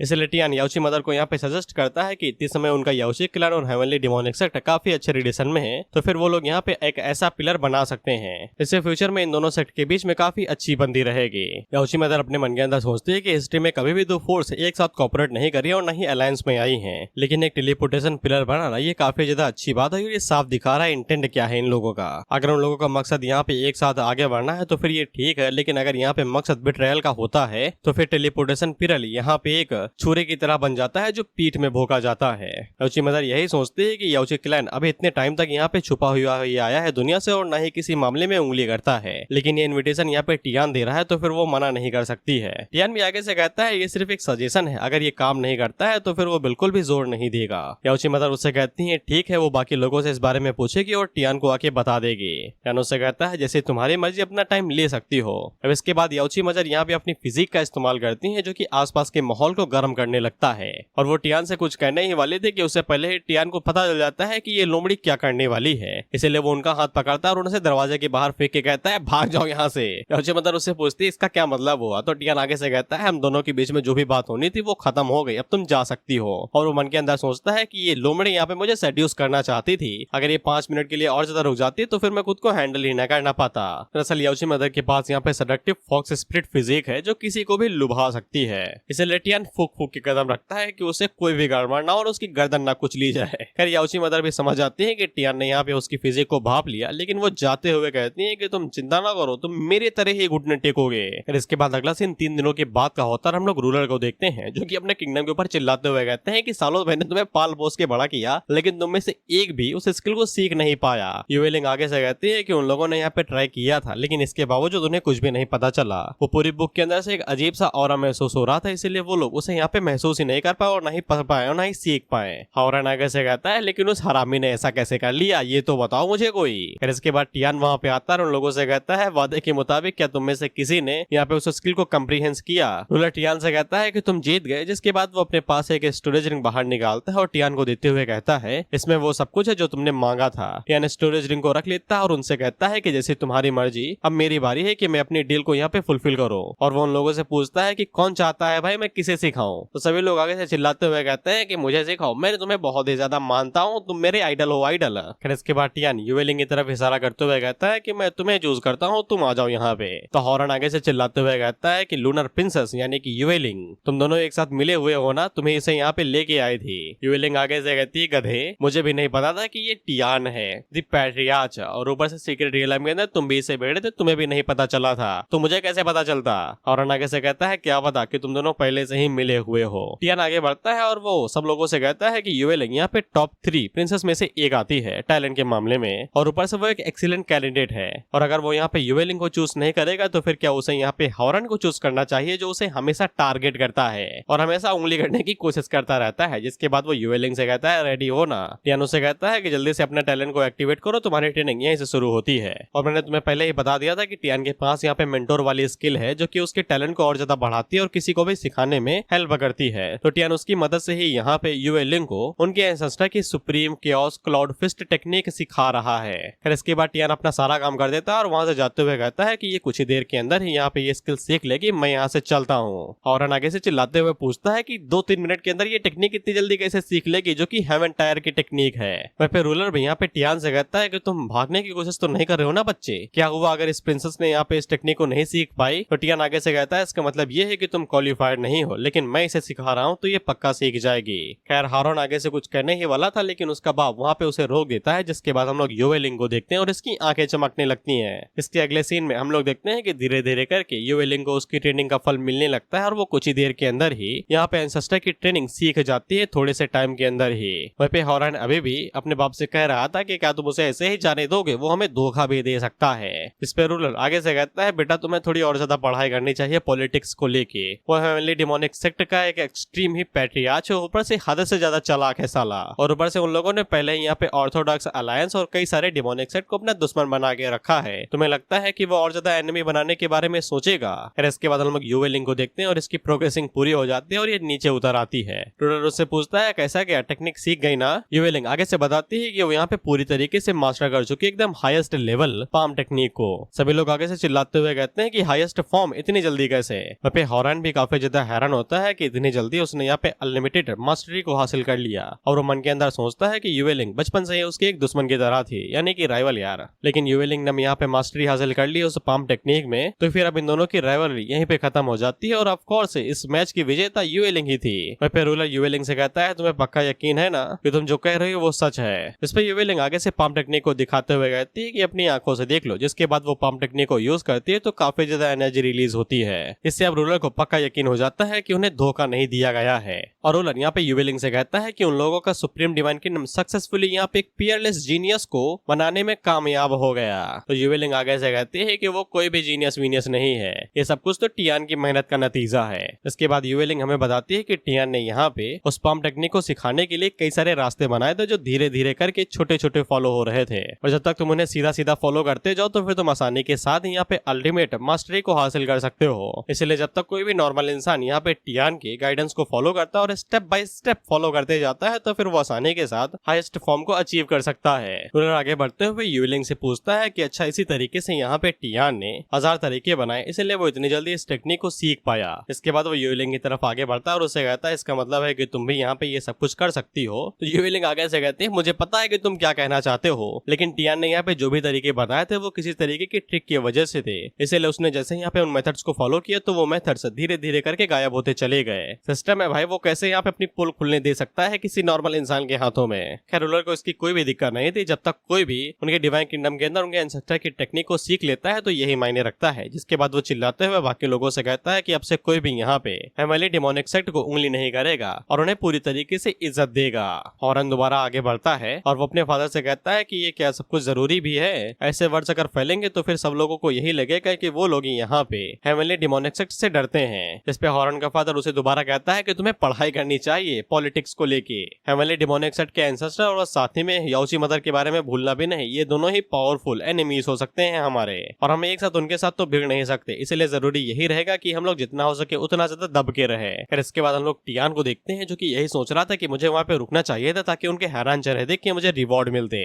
इसके बाद हम लोग टियान बाव को देखते हैं, जो कि टियान को ही ढूंढ रहा था, और उससे कहता है कि तुम कहाँ थे भाई, मैंने तुम्हें पूरा गलियों में ढूंढा, नहीं मिले। टियान उसे पूछ ही रहा था कि क्या चाहिए, लेकिन टियान उसे कहता है कि कुछ भी नहीं, तुम मेरे साथ चलो। सिस्टर टियान भी तुमसे मिलना चाहती हैं और तुमसे कुछ बात करना चाहती हैं। टियान उसे पूछता है कि उन्हें मुझसे क्या चाहिए भाई। फिर इसके बाद टियान उन लोगों के पवेलियन के पास पहुंचता है तो कई सारे गार्ड्स वहाँ पे खड़े थे जो कि टियान को एकदम फुल्ली इज्जत दे रहे थे। टियान आगे से कहता है, आईफोन तो मैंने लिया नहीं, ये इज्जत कैसे मिल रही है इतनी। फिर इसके बाद वहाँ पे सिस्टर टियानमी आती है जो कि टियान से कहती है कि तुम्हारी रेपुटेशन कुछ ज्यादा ही है और तुम तो कुछ ज्यादा ही खूबसूरत हो। इसके बाद वो टियान को ग्रीट करती है ये कहते हुए कि खुशी हुई आपसे मिलके। इसके बाद वो टियान से चिपकते हुए कहती है मैंने सोचा भी नहीं था कि मिस्टीरियस एम्परर जो ऑक्शन के अंदर इतनी सभी बोली लगाएगा वो असल में एक लेजेंडरी पैट्रियार्च होगा। टियान आगे से कहता है मैंने भी नहीं सोचा था कि तुम एक ऑक्शनर होगी जो कि हेवनली ट्रेजर पवेलियन की लीडर होगी और साथ ही में मास्टर भी। तुम भी कुछ कम ऑर्डिनरी नहीं हो। वह सिस्टर टियान में ने कोई सेंट वेंट लगाया था जिससे लोग मोहित होते हैं, लेकिन टियान के ऊपर उस सेंट का कोई भी असर नहीं हो रहा था और वो मन के अंदर सोचते हैं कि ये खा के क्या आया है, जुकाम तो नहीं है इसे, कुछ असर ही नहीं हो रहा है सेंट का इतना। इसके बाद इन दोनों के बीच में तारीफ चल रही थी। टियान आगे से पूछता है किस लिए बुलाया है ये बताओ, देरी हो रही है जाने के लिए, बीवी इंतजार कर रही है मेरी। इसके बाद हम लोग सिस्टर टियानमी को देखते हैं जो कि रिंग बाहर निकालती है और हाथ से पता ही चल रहा होगा कहाँ से निकाल रही है और वो टियान से कहती है इस रिंग के अंदर वही करेंसी है जो तुमने इतने समय पवेलियन के अंदर लगाई थी, पवेलियन ये तुम्हें वापस करना चाहता है और वो उम्मीद करती है कि टियान इसे एक एस्टेब्लिशमेंट की तरह समझेगा जो कि कमर्शियल पार्टनरशिप होगी हेवनली ट्रेजर पवेलियन और हेवनली डिमोनिक सेक्ट के बीच में। टियान आगे से कहता है और बताओ बिजनेस की बातें तो मुझे पसंद ही है। तो टियान में यहाँ पे टियान को बताती है कि वो लोग यहाँ पे उनके जो हेवनली ट्रेजर पवेलियन के जो रिसोर्स होंगे वो डिमोनिक हेवनली सेक्ट को देंगे 30% डिस्काउंट के साथ में, क्योंकि उन्हें अच्छे से पता है कि हेवनली डिमोनिक सेक्ट को अभी आगे आने वाले टाइम में काफी ज्यादा रिसोर्सेज की जरूरत पड़ेगी वेपन और कल्टीवेशन मटेरियल्स की। टियान आगे से कहता है ठीक है तुम्हारी कंडीशंस क्या है। और फिर टियान को इन सभी चीजों का मतलब पता था कि कोई भी इतना ज्यादा दयावान नहीं हो सकता है, यहाँ पे कुछ तो कंडीशंस होंगी ही। जैसे टियान में टियान से कहती है कि यहाँ पे कोई भी कंडीशन नहीं है, बस मैं तुम्हें एडमायर करती हूँ इसलिए तुम्हें इतना ज्यादा भारी भरकम डिस्काउंट दे रही हूँ। टियान आगे से कहता है इतिहास गवाह है कि सस्ती चीजें ही सबसे ज्यादा महंगी पड़ती हैं। इसके बाद वो टियान में से कहता है कि तुम चिंता ना करो, मैं घर जाके अच्छे से सोचूंगा जिसके बाद मैं तुम्हें अपने डिसीजन के बारे में बताऊंगा। टियान में उससे कहती है जैसे तुम्हारी मर्जी, अगर तुम्हें मुझसे कभी भी बात करनी हो तो फिर तुम टियान बाओ की मदद ले सकते हो। टियान में टियान से पूछती है कि मैं तुम्हें घर छोड़ दूं क्या। टियान आगे से कहता है कोई जरूरत नहीं, बीवी गुस्सा हो जाएगी। उन लोगों के जाने के बाद हम लोग देखते हैं कोई एक बुढ़ा बाहर निकलता है जो कि टियान में से पूछता है कि क्या जरूरी है सच में हम लोग यहाँ पे उस एंसेस्टर के साथ में इतना ज्यादा डिस्काउंट दें। फिर सिस्टर टियान में आगे से कहते हैं तुम्हें नहीं पता है एक मर्चेंट होने के नाते तुम्हें हमेशा उस फायदे की तरफ आगे बढ़ना चाहिए जो तुम्हें ज्यादा से ज्यादा रिटर्न वापस करे। और टियानमी को पूरा यकीन है कि टियानियप है वो पर्सन है जो बहुत ही ज्यादा वर्थेड है। खैर इसके बाद अगला सीन डायरेक्ट डिमोनिक सेक्टर का होता है जहाँ पे हम लोग वुकिंग को देखते हैं और वो एल्डर से पूछती हैं कि आजकल ऑर्थोडॉक्स अलायंस वालों की क्या हालचाल है। जिसपे ग्रैंडर आगे से बताते हैं कि वो बौखलाए हुए हैं और इधर उधर भाग रहे हैं अपनी रैंकों को बढ़ाने के लिए। तो फिर वुकिंग उनसे कहती है अगर ऐसी बात है तो फिर हमारे लोगों को बता दो, अगर उन्हें कोई भी ऑर्थोडॉक्स अलायंस का बंदा दिखाई देता है तो कोई भी दया दिखाने की जरूरत नहीं है और ना ही होल्ड बैक करना है, जो दिखे पेल दो सालों को। इसके बाद ग्रैंडर वुकिंग को यहाँ पे डिवाइन किंगडम के बारे में बताते हैं कि उन्होंने सुना है कि वहाँ पे निंगसू नाम का कोई बंदा है जिसने उन लोगों की पतलून गिली कर दी और उन्हें लूट के आ रहा है। वो क्या आप उसके बारे में कुछ जानते हैं? कहीं वो हमारा एनिमी तो नहीं? वुकिंग अपने मन के अंदर सोचते हैं कि ये टियान ही होगा साला, पता नहीं इतने टाइम पे कहाँ होगा, क्या कर रहा होगा। इसके अगले पल हम लोग देखते हैं कि टियान वहाँ पे एंट्री मारता है, वो भी उड़ते हुए, और सीधा आते ही वुकिंग को गले लगा लेता है ये कहते हुए कि मैंने तुम्हें काफी ज्यादा मिस किया। ग्रैंडर आगे से शर्मा जाते हैं और टियान से पूछते हैं कि इस ट्रिप के दौरान तुम्हें कुछ माल पानी मिला कि ऐसे ही खाली हाथ चले आए। इस पर टियान आगे अपने पास से 3 स्टोरेज रिंग बाहर निकालता है और आगे से कहता है पूरा दुनिया लूट के लाया हूँ मैं। वहीं पे उसकी रिंग के अंदर से इतना सब माल निकलता है कि ग्रैंडर अपने घुट्टों पे बैठ जाते हैं और आगे से कहते हैं किसे लूटा तुमने। वहीं पे वुकिंग भी टियान से कहती है कि तुम्हारे पास कल्टीवेशन टेक्निक है, स्प्रिट कॉइंस है, स्प्रिट स्टोन्स भी हैं, तुमने किसे लूटा है, कितने सभी लोटों को चूना लगाया। ग्रैंडर आगे से कहते हैं कि ये टेक्निक वेक्निक सब साइड में छोड़ो, यहाँ पे जो क्रिस्टल एसेंस है वही इतने ज्यादा महंगे हैं कि हम लोग बिना खाए 2-3 सालों तक रह लेंगे। क्योंकि टियान ने इन दोनों को हैरान कर दिया था तो सिस्टम यहाँ पे टियान को रिवॉर्ड देता है जो कि फेथ कल्टीवेशन की रेंज को इंक्रीज करना था। खैर इसके बाद टियान ने एक एक करके सारी चीजें बताता है जो उसने सुप्रीम डिवाइन किंगडम के अंदर की, कैसे उन लोगों को चूरन लगाया, उनके सामानों को लूटा। और वो किंग टियान से कहती है अच्छा तो तुमने वहाँ पे उनके रूलर के साथ में शर्त लगाया और शर्त को जिससे तुम्हें ये सब कुछ मिला। फिर ग्रैंडर टियान से पूछते हैं कि वो लोग तुमसे नाराज तो नहीं थे, कहीं वो हमसे नफरत तो नहीं करते हैं। टियान आगे से कहता है नहीं तो मुझे लगता है कि वो मुझसे खुशी होगा, मैंने उसे इतनी एक्सीलेंट हायर जो दिया है। इसके बाद टियान ग्रैंडर से कहता है कि आपके पास कोई काम धंधा नहीं है क्या, देखिए रात हो रही, सारा सामान उठाइए और जाके आराम करिए, सो जाइए। एल्डर आगे से कहते हैं कि यहाँ तो बादल एकदम साफ है यार, रात भी नहीं हो रही, बाहर क्यों जाऊं मैं। तो फिर टियान आगे से सारी पिलते हुए कहता है कि तुम 2 पंछियों के पैर के बीच में झाड़ बन रहे हो। इसके बाद वो आगे से ड्रैगन स्टेप का इस्तेमाल करता है और वुकिंग को लेके वहां से भाग जाता है ये कहते हुए कि इन सभी चीजों को सेफ जगह पे प्रोपर्टाइज कर दीजिए और इन्हें अलग अलग रखना। फिर ग्रैंड एल्डर आगे से कहते हैं अच्छा तो साले को हवा चढ़ी थी इसलिए अंधेरा हो रहा था। फिर इसके बाद ये उड़ते उड़ते सीधा अपने कमरे के अंदर आता है और वुकिंग को बिस्तर के ऊपर ही डाल देता है ये कहते हुए कि वहाँ बहुत ज्यादा लोग थे, हम लोगों को देख रहे थे। वुकिंग उसे कहती है कि इस तरीके से उठा के लेके आओगे तो लोग तुम्हें डकैत समझेंगे। टियानो से कहता है ये सब चीजें एकदम गलत बात होती है, मैं यहाँ पे तुम्हें साथ कुछ डिस्कस करने के लिए लाया हूँ। वोकिंग उसे पूछती है क्या बात है भाई, तो टियान उसे बताता है कि पहला मामला यहाँ पे टियानबा पवेलियन है, वो लोग हमारे साथ कोलैबोरेशन करना चाहते हैं और वो इसके बदले में हम लोगों को जो भी रिसोर्स होंगे उस पे 30% तक डिस्काउंट देंगे। दूसरा मामला ये है कि मैं यहाँ पे 5 बिलियन स्पिरिट कॉइंस और 5000 क्रिस्टल एसेंस स्टोन का इस्तेमाल एक टेलीपोर्टेशन पिरल बनाने के लिए करना चाहता हूँ जो डायरेक्ट होली जेड या उसी मदर क्लैन के साथ जोड़ेगा। वोकिंग आगे से कहती है कि उनके सेक्ट के जो खर्चे हैं वो काफी ज्यादा बड़े हैं, अगर वो लोग टियानबा पवेलियन के साथ में कोलैबोरेशन कर सकते हैं तो जो पैसे बचेंगे उससे वो लोग बाकी चीजों के ऊपर खर्चा कर पाएंगे, जिससे उन लोगों की ग्रोथ ही बढ़ेगी। दूसरी बात को टियान कहता है कि ऑर्थोडॉक्स सेक्ट के बीच में उन लोगों के हालात कुछ ज्यादा ही खतरनाक होते जा रहे हैं और टियालिंग रीजन के अंदर ज्यादातर पावर ऑर्थोडॉक्स अलायंस के पास ही है, इसलिए अगर वो लोग यहाँ पे याओचे क्लैन के साथ मिल जाते हैं तो फिर उन लोगों की ताकत और भी बढ़ेगी और वही लोग यहाँ पे सबसे ज्यादा रिलायबल हैं। कुकिंग आगे से कहती है कि तुम्हारी बात तो ठीक है, लेकिन क्या वो लोग इस चीज के लिए मानेंगे भी? वो तो हमेशा नेचुरल रहते हैं, न ही किसी के साथ दोस्ती और न ही किसी के साथ दुश्मनी। टियान आगे से बताता है कि उन्होंने यहाँ पे याओची मदर के साथ पहले ये बात कर ली है और उन्होंने कहा था कि वो बाकी लोगों को थोड़ा बहुत फोर्स करेंगी ताकि वो लोग इस अलायंस के लिए मान जाएं। वोकिंग टियान से कहती है कि अगर ऐसी बात है तो फिर ये काफी ज्यादा अच्छा है, तो फिर टियान काफी ज्यादा खुश हो जाता है और लपकने की कोशिश करता है, लेकिन वोकिंग उसे दूर करते हुए कहती है मुझे अच्छे से पता है कि तुमने ये कोलैबोरेशन याओची क्लैन के साथ इसलिए किया है ताकि जब चाहे तब तुम्हारा मन हो तुम पिछवाड़ा उठा के वहाँ पे उनसे मिलने के लिए जा सको। टियान उसे कहता है तुम जल रही हो ना, लेकिन वोकिंग आगे से कुछ भी नहीं कहती है, चुपचाप बैठ जाती है। टियान से पूछता है जेलस होना? वोकिंग आगे से कहती है अगर ऐसी चीजों के ऊपर जेलस हुई ना, मुझसे बड़ा बेवकूफ कोई नहीं होगा। इसके बाद टियान हरामी बना दिखाते हुए कहता है कि अब हम लोग किसी और चीज के ऊपर डिस्कस करते हैं कि जरूरी चीज है कि पति पत्नी को खुश कैसे रखा जाता है वगैरह वगैरह, जिसपे वोकिंग टियान को पकड़ती है और उसे किसी कर लेती है और उसे कहती है कि तुम्हें क्या लगता है क्या डिस्कस करेंगे हम। इसके बाद यहीं से सीन शिफ्ट होकर सीधा याओची क्लैन पे आ जाता है, जहाँ पे हम लोग देखते हैं कि वो जो मरगटा कॉफिन था याओची क्लैन वाले उसका इस्तेमाल किसी डीमन को सप्रेस करने के लिए कर रहे थे। हालांकि वो डीमन आगे से चिल्लाते हुए कहता है अपन असली डीमन है रे, इस तरीके की चीजें मुझे सप्रेस नहीं कर सकती और ऊपर से तुम कन्याकुमारी कहाँ मेरा को जुगाड़ पाओगी। इस पे याओची मदर आगे से कहते हैं मुझे यकीन नहीं हो रहा कि तुम इस 100 लॉक कॉफिन के अंदर से भी आजाद हो सकते हो। इसके बाद वो डीमन को यहाँ पे दोबारा सील कर देती है, लेकिन वो डीमन आगे से कहता है जब तक मारोगे नहीं तब तक मैं बार बार वापस आता रहूंगा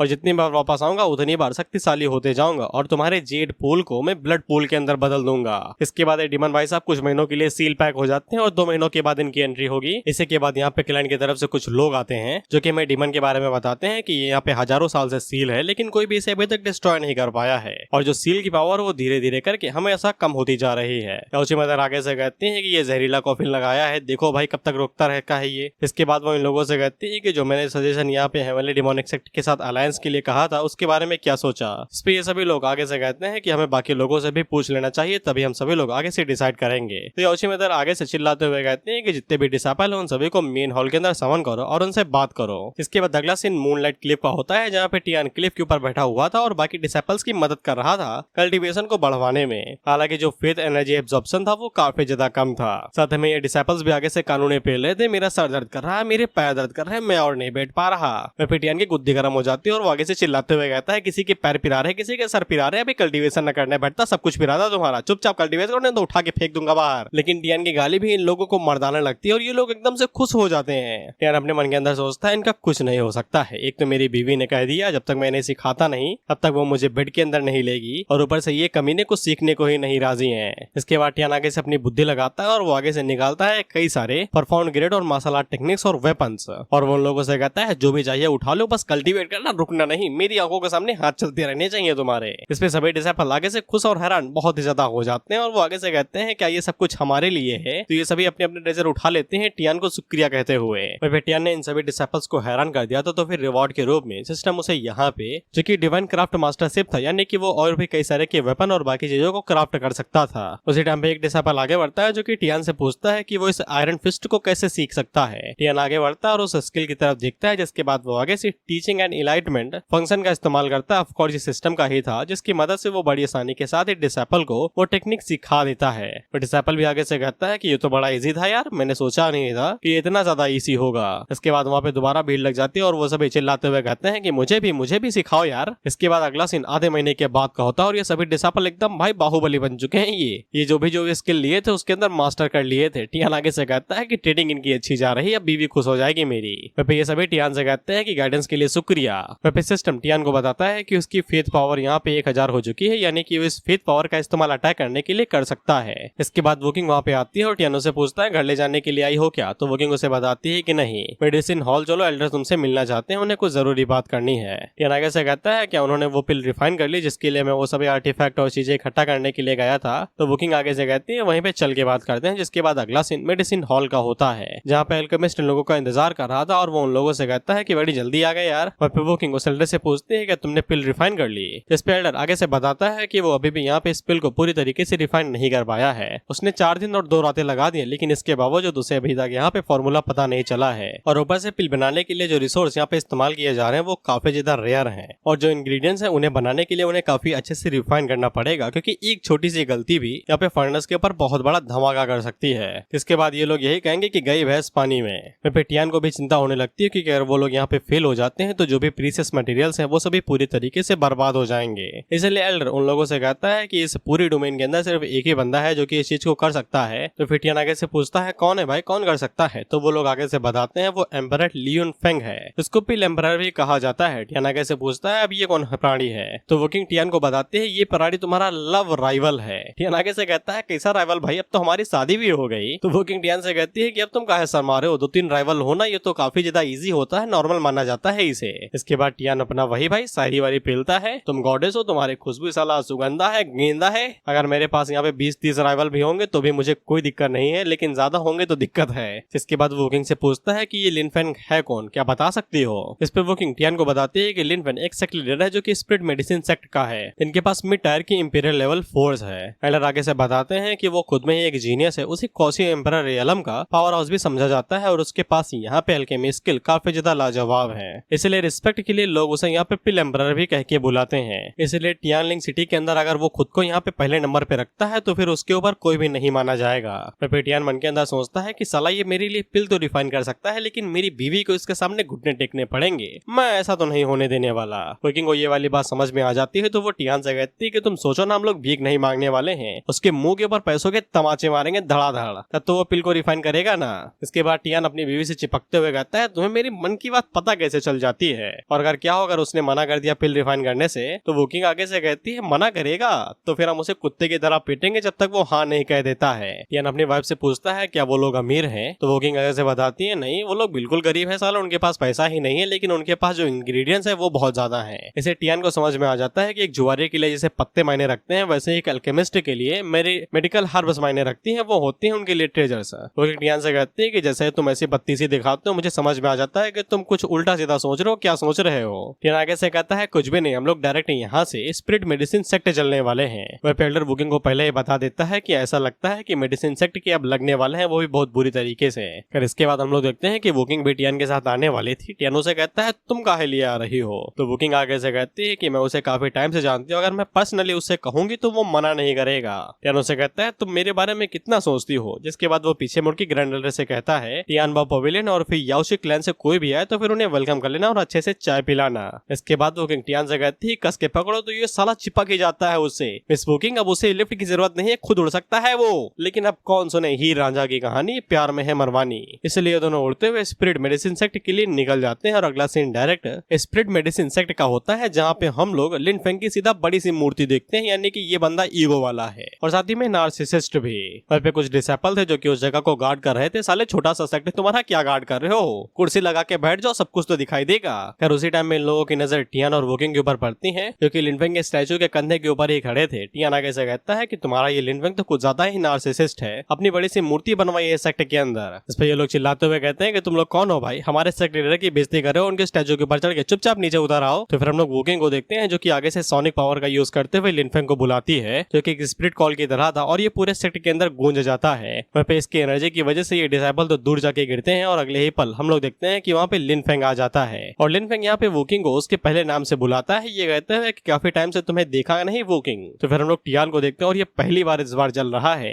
ये नीचे उतर के कहता है तुम्हारी हिम्मत कैसे हुए उसे कैजुअली बुलाने की, वो हेवनली डिमोनिक सेक्ट की एम्प्रेस है, सीधा एम्प्रेस बुलाओ उसे। इस पे लिन फेंग टियान से कहता है तू है कौन भी पहले ये बता, और ऊपर से हम दोनों काफी अच्छे दोस्त हैं, मैं उसे कैसे भी बुला सकता हूँ। तो फिर वोकिंग भी नीचे आती है और वो लिन फेंग से कहती है कि हम दोनों दोस्त कब बने भाई, और ऊपर से रही बात इसकी तो ये मेरा पति है और ये ऑफ कोर्स डिसअपॉइंट हो सकता है कि तुम मुझे कैसे बुलाते हो, इसके पास अधिकार है। इस पे लिन फेंग तो अपना साड़ी पकड़ लेता है और आगे से चिल्लाते हुए कहता है तुम्हारी शादी कब हुई भाई। और ऐसा रिएक्शन उन लड़कों के सामने आता है जब वो दिल लगा के मेहनत करते हैं किसी लड़की के लिए, लेकिन तब तक उसके हाथ पीले हो चुके होते हैं। लिनफेंग अपने मन के अंदर यही सोचता है कि साला मैं 2 दिन के लिए सेकुलेशन में क्या गया, इसकी शादी भी हो गई। लेकिन बाद में उसे लगता है नहीं नहीं नहीं नहीं, यहाँ पे कुछ तो गड़बड़ है, इस हरामी ने कुछ तो कुछ नस इस्तेमाल किया होगा, काला जादू किया होगा, ये इसने कोई तो वसीकरण किया होगा वोकिंग के ऊपर, मुझे पक्का यकीन है। इसका मुंह तो कुछ कहना नहीं चाहता था टियान के लिए, लेकिन जबान कह रही थी। और टियान से माफी मांगता है एम्प्रेस को ठीक से ना बुलाने के लिए, और टियान की तारीफ करता है कि वो काफी ज्यादा स्मार्ट है। टियान उसे कहता है कि मैं बस तुमसे थोड़ा सा ही स्मार्ट हूँ और कुछ भी नहीं। इसे लिनफेंग को यकीन हो जाता है कि साले ने पक्का वसीकरण का इस्तेमाल किया है, आटे की गुड़िया यूज की है इसने, तभी इसने वोकिंग को फंसा लिया है। जिसके बाद ये आगे से टियान से कहता है कि तुम जोक मारने में काफी ज्यादा अच्छे हो, तुम बस यहाँ पे अर्थ किंग रियलम पे ही हो, और मैं तुम्हें एडवाइस देता हूँ कि तुम थोड़ा बहुत लो प्रोफाइल रहा करो, ऐसे उछला कूदा ना करो, नहीं तो तुम मारे भी जा सकते हो। इस पे टियान सीधा दिल पे ही हमला करता है और वो लिनफेंग से कहता है कि तुम्हारी बात ठीक है, मैं काफी ज्यादा कमजोर हूँ। इसके बाद वो वोकिंग से कहता है मेरे कंधे दर्द कर रहे हैं, कल मैंने कुछ ज्यादा ही मेहनत कर ली थी, क्या मेरे कंधे दबा दोगी? और ऑफ कोर्स वोकिंग के लिए कोई बड़ी बात नहीं थी और वो आराम से टियान के कंधे दबाने लगती है। और टियान बड़े प्यार से कहता है कि हाँ थोड़ा उधर उधर, हाँ। ऐसे लिनफेंग के पैरों तले उसकी जमीन खिसक जाती है और वो आगे से चिल्लाते हुए कहता है इस भड़वे ने मुझे जलाने के लिए ये किया है। पीछे से उसके डिसाइपल चिल्लाते हुए कहता है ऐसा हो ही नहीं सकता कि ये रूमर सा ठीक हो कि एम्प्रेस जो कि डेविल है बाकी लोगों के लिए, वो अपने पति के सामने एक बच्ची की तरह है, एकदम मासूम।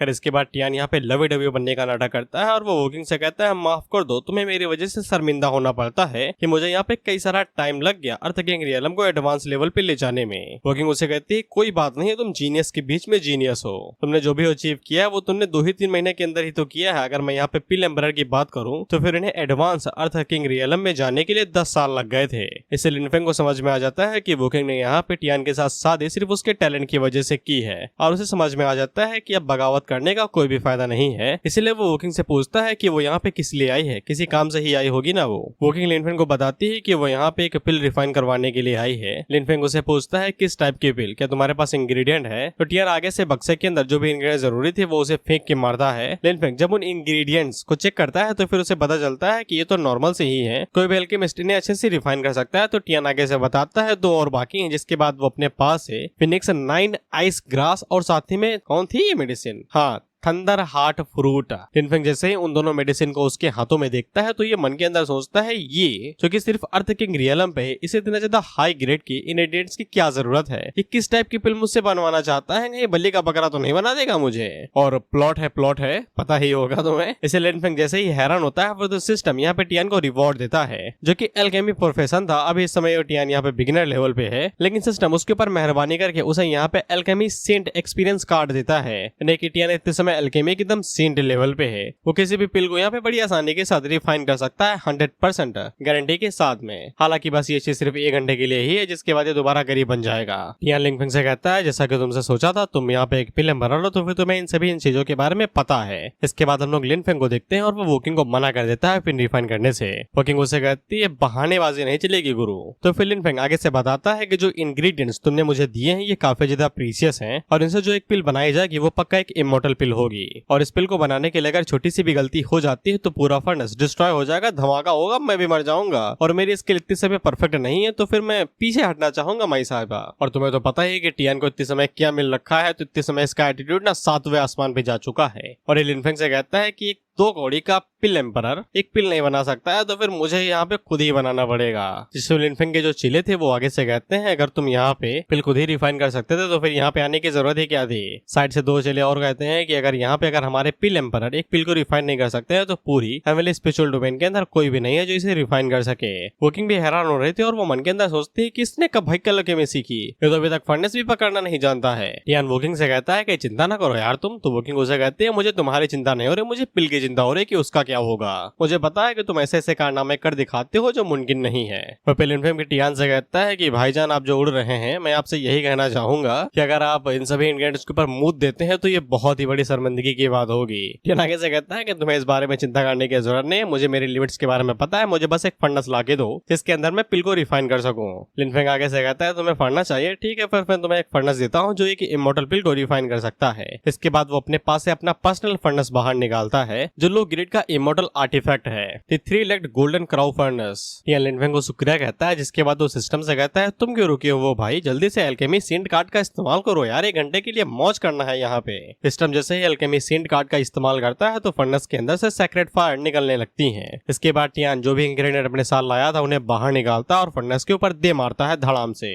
लिनफेंग जैसे ही फर्नेस के ऊपर सेक्रेट फायर को देखता है तो वो आगे से कहता है, ये तो पहले ही यहाँ पे एल्केमी सेंट लेवल पे पहुंच चुका है। लिनफेंग हम लोगों को बताता है कि यहाँ पे हर एल्केमिस्ट के पास उनकी पर्सनल फायर होती है जिसको एल्केमी फायर कहा जाता है, और एल्केमी फायर की कलर से पता चलता है कि वो कितने ज्यादा हाई क्वालिटी की है। इतनी ज्यादा हाई क्वालिटी की एल्केमी फायर होगी उतने ज्यादा चांस होंगे कि एल्केमी आर्ट सक्सेसफुल होगी। इसके बाद यहाँ पे एल्केमी की बातें चलती है मैथ्स में, रेसो, और तुम जानते हो मेरी रेसो से कितनी बड़ी दुश्मनी है, इसीलिए वी गोना स्किप दिस, जिंदा ना करो, एल्केमी की ही बात है। बस हम टियान को देखते हैं जो कि आगे से सब कुछ इस्तेमाल कर रहा था, जिसके बाद वो अपने पास से आइस ग्रास को बाहर निकालता और उसे फर्नेस के अंदर दे मारता है, जिससे फर्नेस से इलेक्ट्रिसिटी भी बाहर निकलने लगती है। टियान ने कुछ टाइम पहले यहाँ पे यांग फायर का इस्तेमाल किया था, जिसके बाद उसने यहाँ पे ये जो आइस डाली है वो यिन फायर की तरफ से है, यानी कि ठंडी आग, जिससे फर्नेस के बीच में जो आग का तापमान है वो बैलेंस हो जाएगा।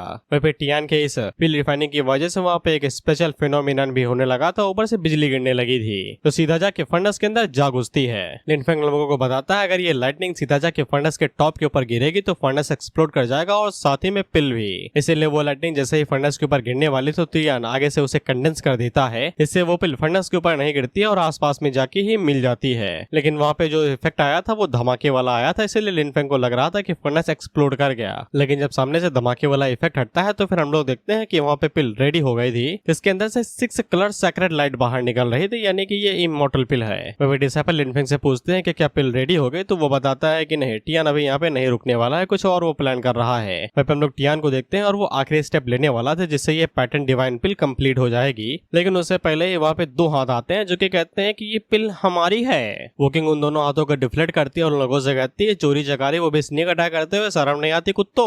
इस पे ये दोनों टकलू विद द एजिंग हेयर वोकिंग से कहते हैं कि तुम ये पिल हमें क्यों नहीं दे देती, नहीं तो हमें दिलीम ना करना जो हम यहाँ पे लाशें बिछाएंगे। लिनफेंग आगे से बताता है, अगर टियान इतनी समय यहाँ पे डिस्टर्ब हो गया तो फिर डिवाइन पिल यहाँ पे डिस्ट्रॉय हो जाएगी और साथ ही में टियान भी। इसलिए वोकिंग आगे बढ़ते हुए कहते हैं कि तुम पिल बनाओ, बाकी मैं इन 2 मुस्टंडों को देखती हूँ, हरामखोरों को। इसके बाद वो उड़ते हुए स्काई में चली जाती है और उन दोनों से कहती है कि शर्म नहीं आती, इतने बड़े होके भी चोरी चकारी करते हो, अपने बच्चों को क्या सिखाओगे। जिस पे ये दोनों आगे से कहते हैं, हमारे बच्चे ही नहीं है, मैं बदमाश था, मेरा बाप भी बदमाश है। लिनफेंग से हम लोगों को पता चलता है कि वोकिंग के अलावा इसे हेवनली स्पिरिचुअल डोमेन के अंदर और कोई भी 8 स्टार का इमॉर्टल एम्परर नहीं है, यानी कि ये 2 बड़वे कहीं और से आए हैं। टियान ने बताया ना था कि यहाँ पे 2 डोमेन है, नाम मैं भूल गया। इसके बाद वोकिंग वहाँ पे अपनी एनर्जी ब्लास्ट करते हुए कहती है कि बाहर के 2 लुटेरे घर में आए और मारे गए। इसके बाद वो उन लोगों के ऊपर हमला कर देती है। वहीं पे नीचे हम लोग टियान को देखते हैं जो कि अब रिफाइनमेंट के एकदम क्रूशियल पार्ट पे आ चुका था।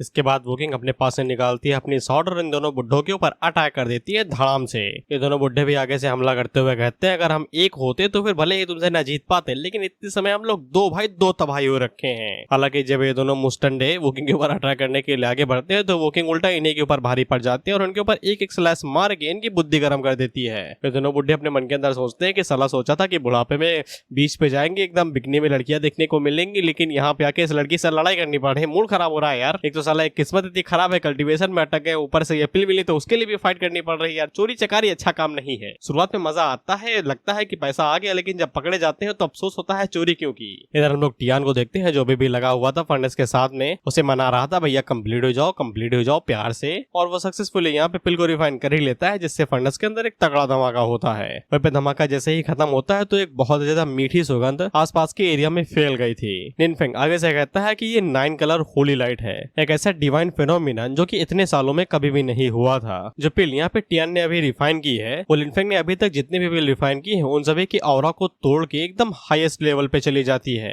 इसलिए लिनफेंग यहाँ पे टियान को अपना फॉरएवर गॉड मान लेता है, यही है हमारा हीरो, यही ले जाएगा नदिया पार। इधर वोकिंग फाइट को छोड़ के टियान के पास आती है, ये पूछने के लिए तुम ठीक तो हो। फिर टियान वोकिंग से कहता है उसे चिंता करने की जरूरत नहीं, वो पूरी तरीके से ठीक है और उसने यहाँ पे हेवनली पैटर्न डिवाइन पिल की सक्सेसफुली रिफाइन कर लिया है। और वो वोकिंग से कहता है चिंता ना करो, इन बुड्ढों के तो दांत मैं निकालूंगा, साले ये घोड़े की तरह चने न चबा पाएंगे। इस पे ये दोनों मुस्टंडे, वो सब छोड़ो, ये टकले के ऊपर कवच कौन लगाता है भाई। ये दोनों टियान से कहते हैं कि तुम्हारे जैसा मेयर है, एक छोटा सा अर्थ रैंक कल्टीवेटर हमारा क्या ही उखाड़ लेगा। लेकिन उसी टाइम पे इन दोनों मुस्टंडों को महसूस होता है कि जो मेडिकल फेकनेस यानी कि जो मीठी खुशबू थी वो इनकी चोटों को हील करे दे रही है, और इन्हें ऐसा फील होता है कि ये लोग यहीं पे ब्रेक थ्रू करने वाले हैं। इसके बाद ये लोग वुकिंग से कहते हैं कि तुमने हमें इतनी ज्यादा चोट दी, लेकिन इसके बावजूद हम पूरी तरीके से ठीक हो गए हैं। तुम्हारे पति ने जो फिन रिफाइन की उसकी वजह से हम लोग यहाँ पे ठीक हो रहे हैं, यानी कि तुम्हारी मेहनत पूरी तरीके से जाया चली गई। इसके बाद दोनों वहीं पे बैठ जाते हैं और आगे से कहते हैं कि हम लोग इस मेडिकल फ्रेग्रेंस को जाने नहीं दे सकते, और ये उसे बैठ के अब्जॉर्ब करने लगते हैं। वुकिंग अटैक करने के लिए जाने वाली थी, ये कहते हुए कि एक बार चोट दी है तो दोबारा भी दे दूंगी,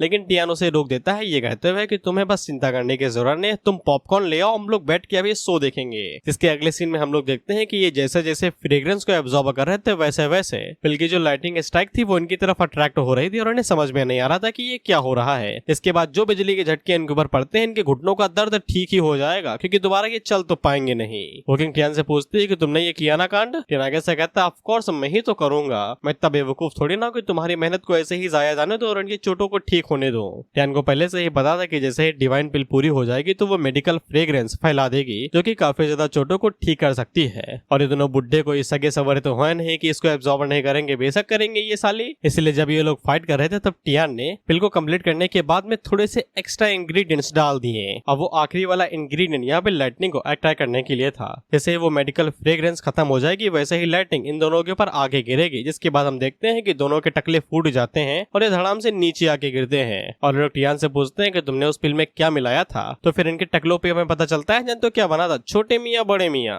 यानी कि चांद और आधा चांद। टियान उन लोगों से कहता है कि बस तुम ये जान लो कि मैंने तुम्हारे लिए प्यारा सा मीठा सा टॉनिक मिला दिया, और मेरी प्रोफेशंसी के साथ में वो टॉनिक 100 गुना ज्यादा भारी हो गया तुम्हारे ऊपर, यानी कि मैंने तुम्हारे घोटे में जो जमाल घोटा मिलाया वो ज्यादा पावरफुल हो गया। अब तुम 2-3 महीनों के लिए हकते ही फिरोगे। ये मत सोचना कि सोओगे तो नहीं होगा, डायपर पहन के सोना पड़ेगा बुढ़ापे में अब तुम्हें। इस पे मैं इन दोनों की बातों से पता चलता है कि जो चोटें इन लोगों की पहले हील हो रही थी वो तो हील हो गई, लेकिन ये अब अंदर से गर्म करने लगी हैं, यानी कि अंदर से जल रही हैं। इन लोगों से कहता है तुम दोनों बुढ़ो इतने ज्यादा लालची हो, तुम्हें ये लगा कि तुम यहाँ पे आके मेरी पिल चुरा लोगे और मैं खड़ा खड़ा देखते रहूंगा। तो फिर एक बुढ़े को ये चीज पसंद नहीं आ जाती है और वो टियान के ऊपर जानलेवा हमला कर देता है। हालांकि वुकिंग सामने आके उस अटैक को काफी इजीली ही रोक लेती है, और एज यू नो प्लॉट है भाई, प्लॉट है। सिस्टम यहाँ पे टियान को रिवॉर्ड देता है इन दोनों बुड्ढों को हैरान करने के लिए। अब उसे जो रिवॉर्ड मिला था वो था रियलम एक्सचेंज कार्ड, जिसकी मदद से वो किसी भी एक पर्सन से अपनी कल्टीवेशन और पावर को एक्सचेंज कर सकता है 1 घंटे के लिए।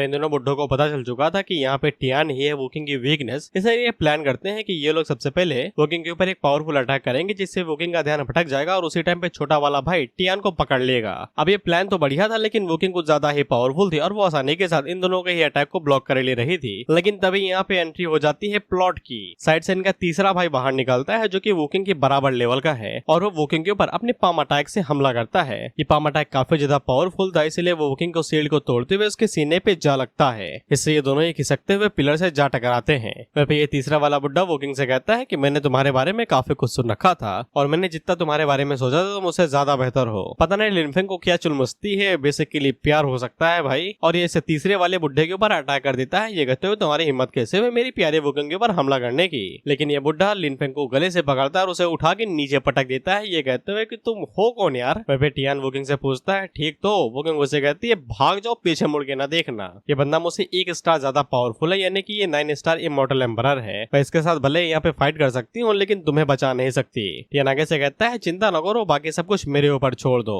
वुकिंग उसे पूछती है कि अब तुम क्या करने वाले हो। तो फिर टियान आगे से रियलम एक्सचेंज कार्ड का इस्तेमाल करता है लेडी मदर याओची के साथ। टियान जैसे ही अपना टारगेट चूज करता है तो फिर वो जल्दी से टेलीपोर्टेशन के जरिए याओची मदर से बात करता है और उनसे कहता है कि कुछ टाइम के लिए मुझे आपकी पावर्स उधार चाहिए। याओची मदर को शुरुआत में समझ में नहीं आता है कि ये क्या हो रहा है भाई। टियान उनसे कहता है मेरे पास टाइम नहीं एक्सप्लेन करने का, बस मुझे अभी की अभी आपकी पावर चाहिए, जल्दी से मेरे लिए ट्रांसफर कर दो। याओची मदर टियान से कहती है कि मैं कर तो दूं, लेकिन करूँ कैसे। तो टियान आगे से कहता है कि तुम्हें कुछ नहीं करना है, कि तुम्हें बस थोड़ी देर के लिए शांत रहना है। इसके बाद सिस्टम यहाँ पे पावर एक्सचेंज करता है, यानी कि टियान का जो रियलम है याओची मदर के साथ एक्सचेंज हो जाता है। तो सेकंड के लिए तो याओची मदर भी हैरान हो जाती है कि ये कैसा एक्सचेंज हुआ भाई, मेरा रियलम ही सीधा लो पे आ गया। इधर ये दादा वुकिंग से कहते हैं तुम्हारे पति को मारने के बाद तुम मुझसे शादी क्यों नहीं कर लेती, मैं तुम्हारे साथ अच्छा बर्ताव करूंगा, नहीं तो क्या घरेलू हिंसा करेगा, इंडिया में कर भी ना ले, नहीं तो आखिरी में फांसी ही मिलेगी। टियान इधर सत्ते में आ जाता है कि यही कहते हुए कि साला मुझे यहाँ पे 2 महीने में एक बार इसके साथ सोने को मिलता है और तुम ये सुख भी मुझसे छीनना चाहते हो। इसके बाद टियान पलक झपकते ही बुड्ढे के पास पहुंचता और उसके मुंह के ऊपर गड़ाम से गोजा दे मारता है, ये कहते हुए डाई यू फकिंग बस्टर्ड। फिर टियान का एक ही गुस्सा और धड़ाते हुए सीधा जमीन में जा घुसते हैं। फिर टियान पीछे मुड़ के उन दोनों मुस्टंडों की तरफ देखता और उनसे कहता है तुम्हारी क्यों जरूरत है भाई, काहे जिंदा हो, इतना बोझ बने हो दुनिया के ऊपर। इसके बाद टियान आगे से फिस्ट दाव को एक्टिवेट करता है और पूरी तरीके से फ्लेम फिस्ट का यूज करते हुए आगे से पाम डाउ का भी यूज करता है विद दी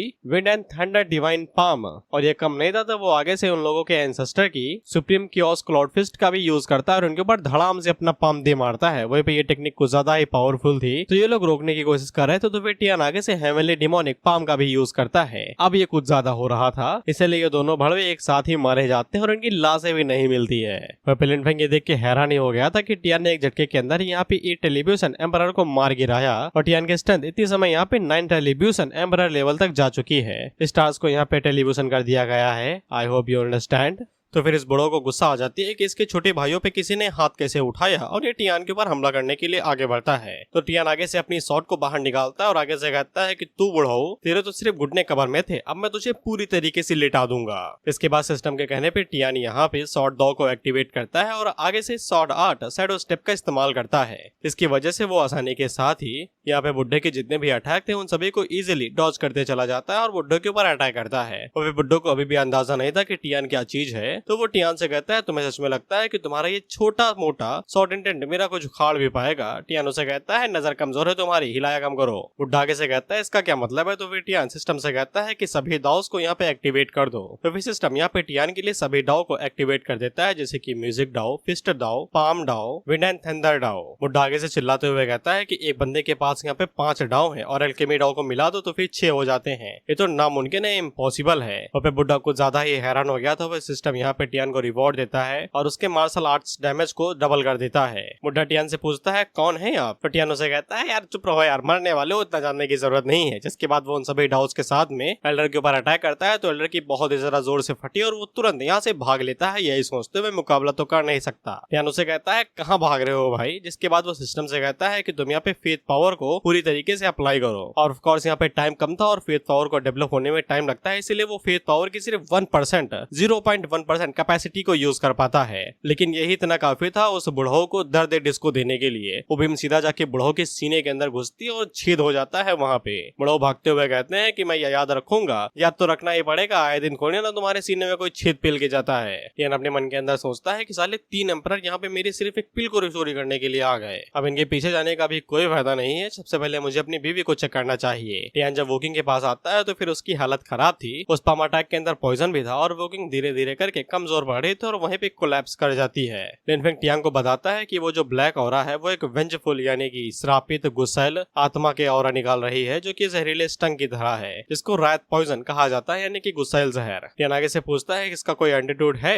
इस पे लिन फेंग आगे से एंटीट्यूड देते हुए कहता है इसका इस्तेमाल कर लो, आधे 2 घंटे में ठीक हो जाएगी। तो फिर टियान जल्दी से वोकिंग को वो एंटीट्यूड खिला देता है। जिसके बाद लिन फेंग यहाँ पे टियान को बुलाता है। टियान उसे कहता है एंटीट्यूड के पैसा ना मांगना, नहीं तो जीपे करना पड़ेगा मुझे। लेकिन लिन फेंग यहाँ पे टियान की एल्केमी का फैन बन चुका था, इसीलिए वो टियान से कहता है कि मुझे अपना शिष्य मना लो भाई, दुनिया इधर की उधर हो जाएगी लेकिन मैं अपने शब्दों से पीछे नहीं हटूंगा। लिन फेंग आगे से ये भी कहता है कि वो भले ही यहाँ पे एक मेडिसिन एम्परर हो, लेकिन उसके बावजूद वो कभी भी यहाँ पे एल्केमी ऑफ डाउ को समझ नहीं पाया है, जबकि टियान यहाँ पे पहले ही एल्केमी ऑफ डाउ को समझ चुका है, उसे कंप्रीहेंस कर चुका है। इसलिए वो टियान का डिसेबल बनना चाहता है। टियान उसे साफ मना कर देता है, ये कहते हुए कि तुम पहले ही स्ट्रॉन्ग हो, मैं तुम्हें कुछ भी नहीं सिखा सकता। और वो मन के अंदर सोचता है कि साला एल्केमी कैट तो अभी खत्म ही हो गया है, मैं इसे क्या ही सिखाऊंगा जब मैं खुद ही यहाँ पे नौसिखिया हूँ। लेकिन लिन फेंग यहाँ पे टियान के पीछे ही पड़ चुका था। वो उसे कहता है कि मैं आपके जूते चाटते रहूंगा जब तक आप मुझे अपने डिसेबल ना बना लेते। टियान उसे कहता है जो मन में आए वो करो यार, अभी के लिए मैं अपनी बीवी को लेके जा रहा हूँ, तुम अपना ध्यान रखना। इसके बाद टियान वहाँ से उड़ते हुए निकल जाता है और अगला सीन डायरेक्ट होली पूल का होता है, जो कि हेवनली डिमोनिक सेट के अंदर ही है। इसके बाद टियान वोकिंग को वहीं पे लिटा देता है और उसी टाइम पे सिस्टम यहाँ पे एक्सचेंज कार्ड को खत्म कर देता है। इससे याओची मदर की पावर उनके पास वापस चली जाती है और टियान की पावर्स उसके पास आ जाती हैं। वहाँ पे याओची मदर टियान से कहती है कि मेरी पावर तो वापस आ गई, क्या कुछ हुआ था क्या वहाँ पे। लेकिन टियान अभी याओची मदर से बात नहीं करना चाहता, तो वो कह देता है कि मैं बात को आपको सब कुछ बता दूंगा। इसके बाद अगला सीन आधे घंटे के बाद का होता है, लेकिन बुकिंग अभी तक ठीक नहीं हुई थी। इसलिए टियान सिस्टम से पूछता है कि आधा घंटा हो गया है लेकिन ये अभी तक जागे क्यों नहीं, कहीं लिन फेंग ने मुझे उल्लू तो नहीं बना दिया। तो फिर सिस्टम बाहर निकलता है और वो टियान को बताता है कि ये जो पिल लिन फेंग ने दी है वो किसी ऑर्डिनरी पर्सन को आधे घंटे के अंदर ही ठीक कर देती। लेकिन यहाँ पे बुकिंग कोई ऑर्डिनरी पर्सन नहीं है, उसके पास यहाँ पे सेक्रेट सन फिजिक है, जो कि इस समय यहाँ पे पॉइजन के साथ रिएक्ट कर रही है, इसलिए वो पिल पूरी तरीके से काम नहीं कर पा रही है। टियान आगे से पूछता है कि फिजिक्स के बारे में तो बता दिया, लेकिन ये बताओ कि इसे ठीक कैसे करो। तो सिस्टम आगे से बताता है कि तुम्हें ये पूल दिखाई दे रहा है, किस लिए है भाई, हीलिंग प्रॉपर्टीज है, इसके अंदर डुबा दो वोकिंग को उसके अंदर। इसके बाद वोकिंग की फिजिक वहाँ पे उस पूल की हीलिंग प्रॉपर्टीज को अपने अंदर लेगी और पॉइजन को धीरे धीरे करके बाहर निकालेगी और कुछ ही देर के अंदर पिल भी अपना काम करना शुरू कर देगी। इससे टियान को याद आता है कि वोकिंग ने भी एक बार उसी तरीके से उसे हील किया था। इसके बाद टियान वोकिंग को पकड़ता है और उसे पानी के अंदर ले जाके छोड़ देता है और सिस्टम टियान से कहता है कि अब बस तुम्हें इंतजार करना है और कुछ भी नहीं। अब इधर वोकिंग का काम होने लगता है और इधर हम लोग टियान को देखते हैं जिसके हाथों में हेवनली पैटर्न डिवाइन पिल थी और वो मन के अंदर यही सोचता है अगर वो इसे यहाँ पे कंज्यूम कर लेता है तो वो डायरेक्ट सेंट एम्परर रियलम पे चला जाएगा। इसके बाद सिस्टम यहाँ पे टियान को बताता है कि उसने कुछ टाइम पहले 1000 लेवल की फेथ पावर को कंज्यूम किया था उस बुढ़े को मारने के लिए, इसलिए यहाँ पे फेथ पावर अपग्रेड हो गई है और उसका स्टोरेज अब यहाँ पे बढ़ के 10,000 फेथ पावर हो गया है। टियान अपने मन के अंदर यही सोचता है कि जब उसने यहाँ पे 1000 फेथ पावर का इस्तेमाल किया था तब उसने एक 9 टेलीविजन एम्परर को एक झटके के अंदर मार ही दिया था। अगर वो यहाँ पे 10,000 लेवल की फेथ पावर का इस्तेमाल करेगा तो वो धूल में ही बदल जाएगा। इसके बाद टियान उनके बारे में यही सोचता है कि पता नहीं वो साले कहाँ थे, एक तो बच के भाग गया, बाकी 2 तो मारे गए, लेकिन उनकी असलियत क्या और वो कहाँ से थे इस बारे में किसी को कुछ भी नहीं पता है। इसके बाद टियान यहाँ पे सिस्टम से पूछता है क्या तुम मुझे बता सकते हो कि सेक्रेट सन फिजिक क्या है। तो सिस्टम उसे कहता है यार बीबी तुम्हारी है यार, मैं इसमें क्या कर सकता हूँ, जाओ पता लगाओ। इसके अगले ही पल वोकिंग को होश आ जाता है और उसके अंदर से पॉइजन बाहर निकल जाता है। टियान उसे पूछता है कि तुम ठीक तो, तुम्हारी तबीयत कैसी है। वोकिंग उसे पूछती है कि तुम सारा टाइम यहीं पे थे क्या। तो टियान उसे कहता है कि कहाँ जाऊंगा भाई। इसके बाद वो वोकिंग को बाहर लाता है और उसे कहता है कपड़े उतारो वोकिंग। वोकिंग शर्मा जाती है और उसे कहती है कि ये क्या मतलब है, मेरी बॉडी अभी तक रिकवर भी नहीं हो, तुम पहले ही मचाना चाहते हो, कुछ तो सरो करो, ऊपर से खुले आम ये सब गंदी बातें होती हैं। टियान उसे कहता है यार मैं तुम्हारी बॉडी के ऊपर एक्सटर्नल इंजरीज को चेक करना चाहता हूँ, यानी कि बाहरी चोटें, तुम्हें क्या लगा कि हम लोग क्या करने जा रहे हैं। वोकिंग उसे कहती है कुछ भी नहीं, बस गंदी संदी बातें, तुम्हारे चक्कर में मेरा दिमाग खराब हो रहा है। इसके बाद टियान वोकिंग को पकड़ता है और पानी के अंदर ले जाते हुए उसे कहता है कि चलो मैं तुम्हें मसाज देता हूँ, थाई मसाज। इसके बाद अगला scene secret chamber of the righteous path alliance का होता है। वह हम लोग उस अलायंस वाले बुढ़े को भी देखते हैं और मैं इसका नाम भूल गया। खैर ये एक बंदे से पूछ रहा था कि तुमने कहा था कि फॉल्स गॉड पाथ के ऊपर कदम रखने से ही वो लोग यहाँ पे आसानी के साथ 9 स्टार टेलीविजन एम्परर को आसानी के साथ हरा सकते हैं। असल में ये फॉल्स गॉड पाथ है क्या, और पता नहीं यहाँ पे क्यों नाम बदल गया है। इस बुढ़े का नाम ये लोग राइटियस हेवन कर देते हैं अब। और ये बंदा उसे कहता है कि तुम चिंता ना करो, जब समय आएगा तो फिर तुम्हें सब कुछ पता चल जाएगा। और इसका नाम जानते हो क्या है, व्हाइट गॉड एम्परर। फिर इसके बाद ये व्हाइट गॉड एम्परर यहाँ पे राइटियस हेवन से कहता है क्या तुम्हें पता है कि हम लोगों को यहाँ पे सबसे पहले याओची मदर और वोकिंग के साथ निपटना है, लेकिन क्या तुम्हें ये चीज पता है कि holy land of the Yaochi clan के नीचे एक ट्रू डीमन कैद है।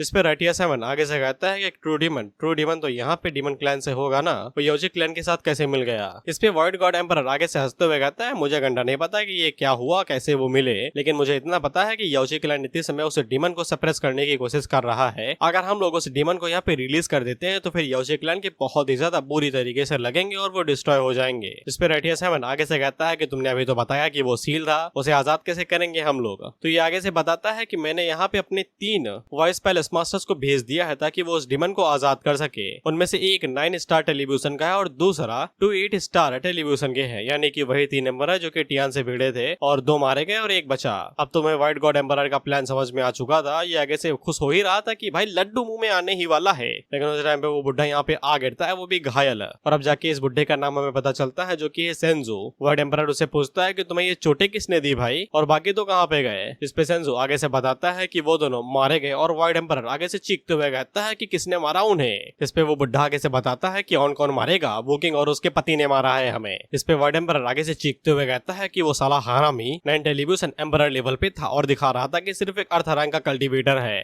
इस पे राइटियस हेवन आगे से कहता है ऐसा हो ही नहीं सकता है कि वो 9 टेलीविजन एम्परर लेवल पे हो। लेकिन सेंजो आगे से बताता है इतना ही नहीं, उसने यहाँ पे डॉ ऑफ एल्केमी को सेंटहुड तक अचीव कर लिया और यही नहीं उसने यहाँ पे 5 डाउस को मास्टर भी कर लिया है। और आखिर में उसने गोल्डन लाइट एनर्जी का इस्तेमाल किया था मेरे सीने के अंदर छेद करने के लिए, वही फेथ पावर। अब राइटियस हेवन आगे से हैरान होते हुए कहता है कि उसने यहाँ पे इतने टाइम तक अपनी स्ट्रेंथ को छुपाए रखा हुआ था ताकि वो हमें फुद्दू बना सके, और वो अभी तक ये सब कुछ नाटक करते हुए आ रहा था ताकि हम लोग बहकावे में रहे और वो हम सभी को एक झटके के अंदर मार सके।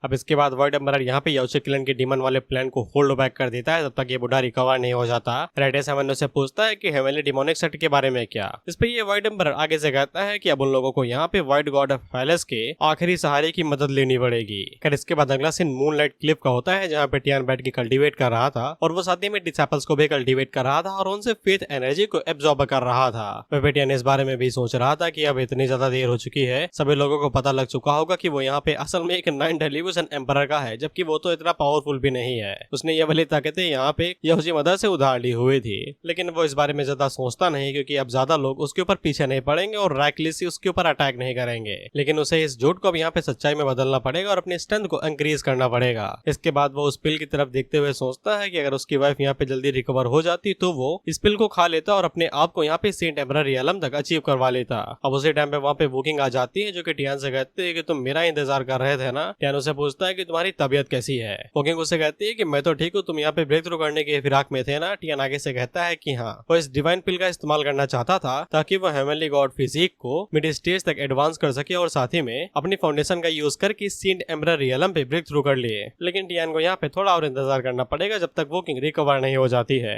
लेकिन वोकिंग यहीं पे बैठ जाती है और वो टियान से कहती है कि तुम ब्रेक थ्रू करो, मैं तुम्हें प्रोटेक्ट करती हूँ, तुम्हें चिंता करने की जरूरत नहीं है। टियान नानकुर कर रहा था तो वोकिंग उसे कहती है चुपचाप कल्टीवेट करो यार। वहीं पे उस पिल की खुशबू कुछ ज्यादा ही मधुर थी, इसीलिए फीमेल डिसाइपल को उसकी खुशबू आ रही थी और इन्हें भी पता चल जाता है कि टियान अब ब्रेक थ्रू करने वाला है। इसके बाद टियान आगे से पिल को बाहर निकालता है और उसे खा लेता है। वहीं सिस्टम टियान को बताता है कि एक पावरफुल एनर्जी देखी गई है, इसलिए खुद को तैयार कर लो ब्रेक थ्रू के लिए। वहीं टियान ने जितना सोचा था वो उससे ज्यादा ही ब्रेक थ्रू कर जाता है। वो डायरेक्ट सेंट एम्परर रियलम के 3rd स्टार पे आ जाता है। वहीं टियान के ब्रेक थ्रू करने की वजह से वहाँ पे स्पिरिचुअल फिनोमेनन होने लगता है और बादल काले हो जाते हैं और बिजली गड़गड़ाने लगती है। वहीं पे वोकिंग भी आगे से हैरान होते हुए कहती है कि उसने सोचा भी नहीं था कि वो यहाँ पे टियान की ब्रेक थ्रू की वजह से नाइट द थंडरस्टॉर्म फिनोमेनन को देख पाएगी, जो कि बहुत ही ज्यादा अजीब माना जाता है। ये इतना ज्यादा रेयर तो नहीं होता है, लेकिन घातक जरा होता है, क्योंकि ये काफी ज्यादा भयानक लाइटिंग स्ट्राइक नीचे दे मारता है। वोकिंग और टियान को तो कुछ भी नहीं होगा, लेकिन नीचे की तरफ जो ऑर्डिनरी डिसाइपल है उनके लगने वाले हैं। वहीं पे हम लोग देखते हैं कि लाइटनिंग सीधा उन डिसाइपल्स के ऊपर ही जाके गिर रही थी। कुछ तो आंखें बंद कर लेते हैं ये कहते हुए कि राम राम सत्य है,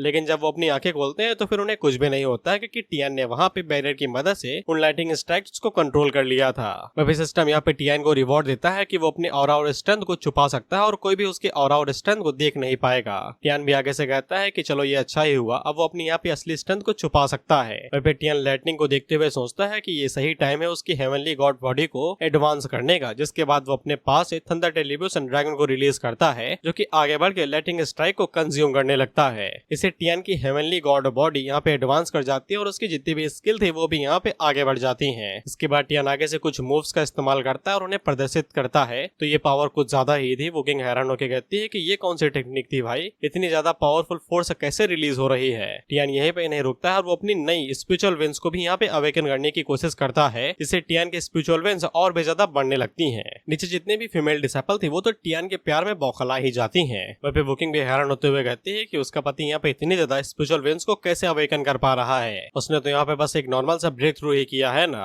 इसके बाद वोकिंग आगे से यहाँ पे सेक्रेटाइज का इस्तेमाल करती है टियान के स्ट्रेंथ को देखने के लिए, लेकिन वो हैरान हो जाती है कि उसे यहाँ पे टियान के स्ट्रेंथ का अंदाजा ही नहीं लगता है और वो मन के अंदर सोचती है अगर वो यहाँ पे टियान के स्ट्रेंथ का अंदाजा नहीं लगा पा रही है तो फिर कोई भी नहीं लगा पाएगा। और वो यही सोचती है उसका पति और भी ज्यादा मिस्टीरियस होते जा रहा है। फिर इसके बाद अगला सीन एक रात और एक दिन का होता है, लेकिन इसके बावजूद टियान रुका नहीं था, वो अभी भी ब्रेक थ्रू करे जा रहा था। इसके बाद हम लोग टियान को देखते हैं और उसने यहाँ पे 1000 और स्पिरिचुअल वेंस को निकाल दिया था और उन्हें एब्जॉर्ब कर रहा था। इसके बाद वो आखिरकार जाके अपना स्पिरिचुअल और ब्रेक थ्रू सब कुछ कंप्लीट करता है और नीचे आके वोकिंग से पूछता है कि तुम मेरा पूरे दिन से इंतजार कर रही थी क्या। वोकिंग उसे पूछती है कि तुम्हें कैसा लग रहा है, तो टियान आगे से बताता है कि उसे काफी ज्यादा मजेदार फील हो रहा है। उसने यहाँ पे 1000 और नई स्पिरिचुअल वेंस को अवेकन किया और साथ ही में वो सक्सेसफुली अपनी हेवनली गॉड बॉडी को मिड स्टेज तक एडवांस कर दिया है। और टियान के कल्टीवेशन इतने समय सेंट एम्परर रियलम 5 स्टार है। वोकिंग उसे कहती है कि बुरा नहीं है। जिसके बाद वहाँ पे याओची मदर आती है, जो कि टियान से कहती है कि तुम्हें यहाँ पे ब्रेक थ्रू कर रहे थे, इसीलिए ये जगह इतनी ज्यादा भयंकर थी।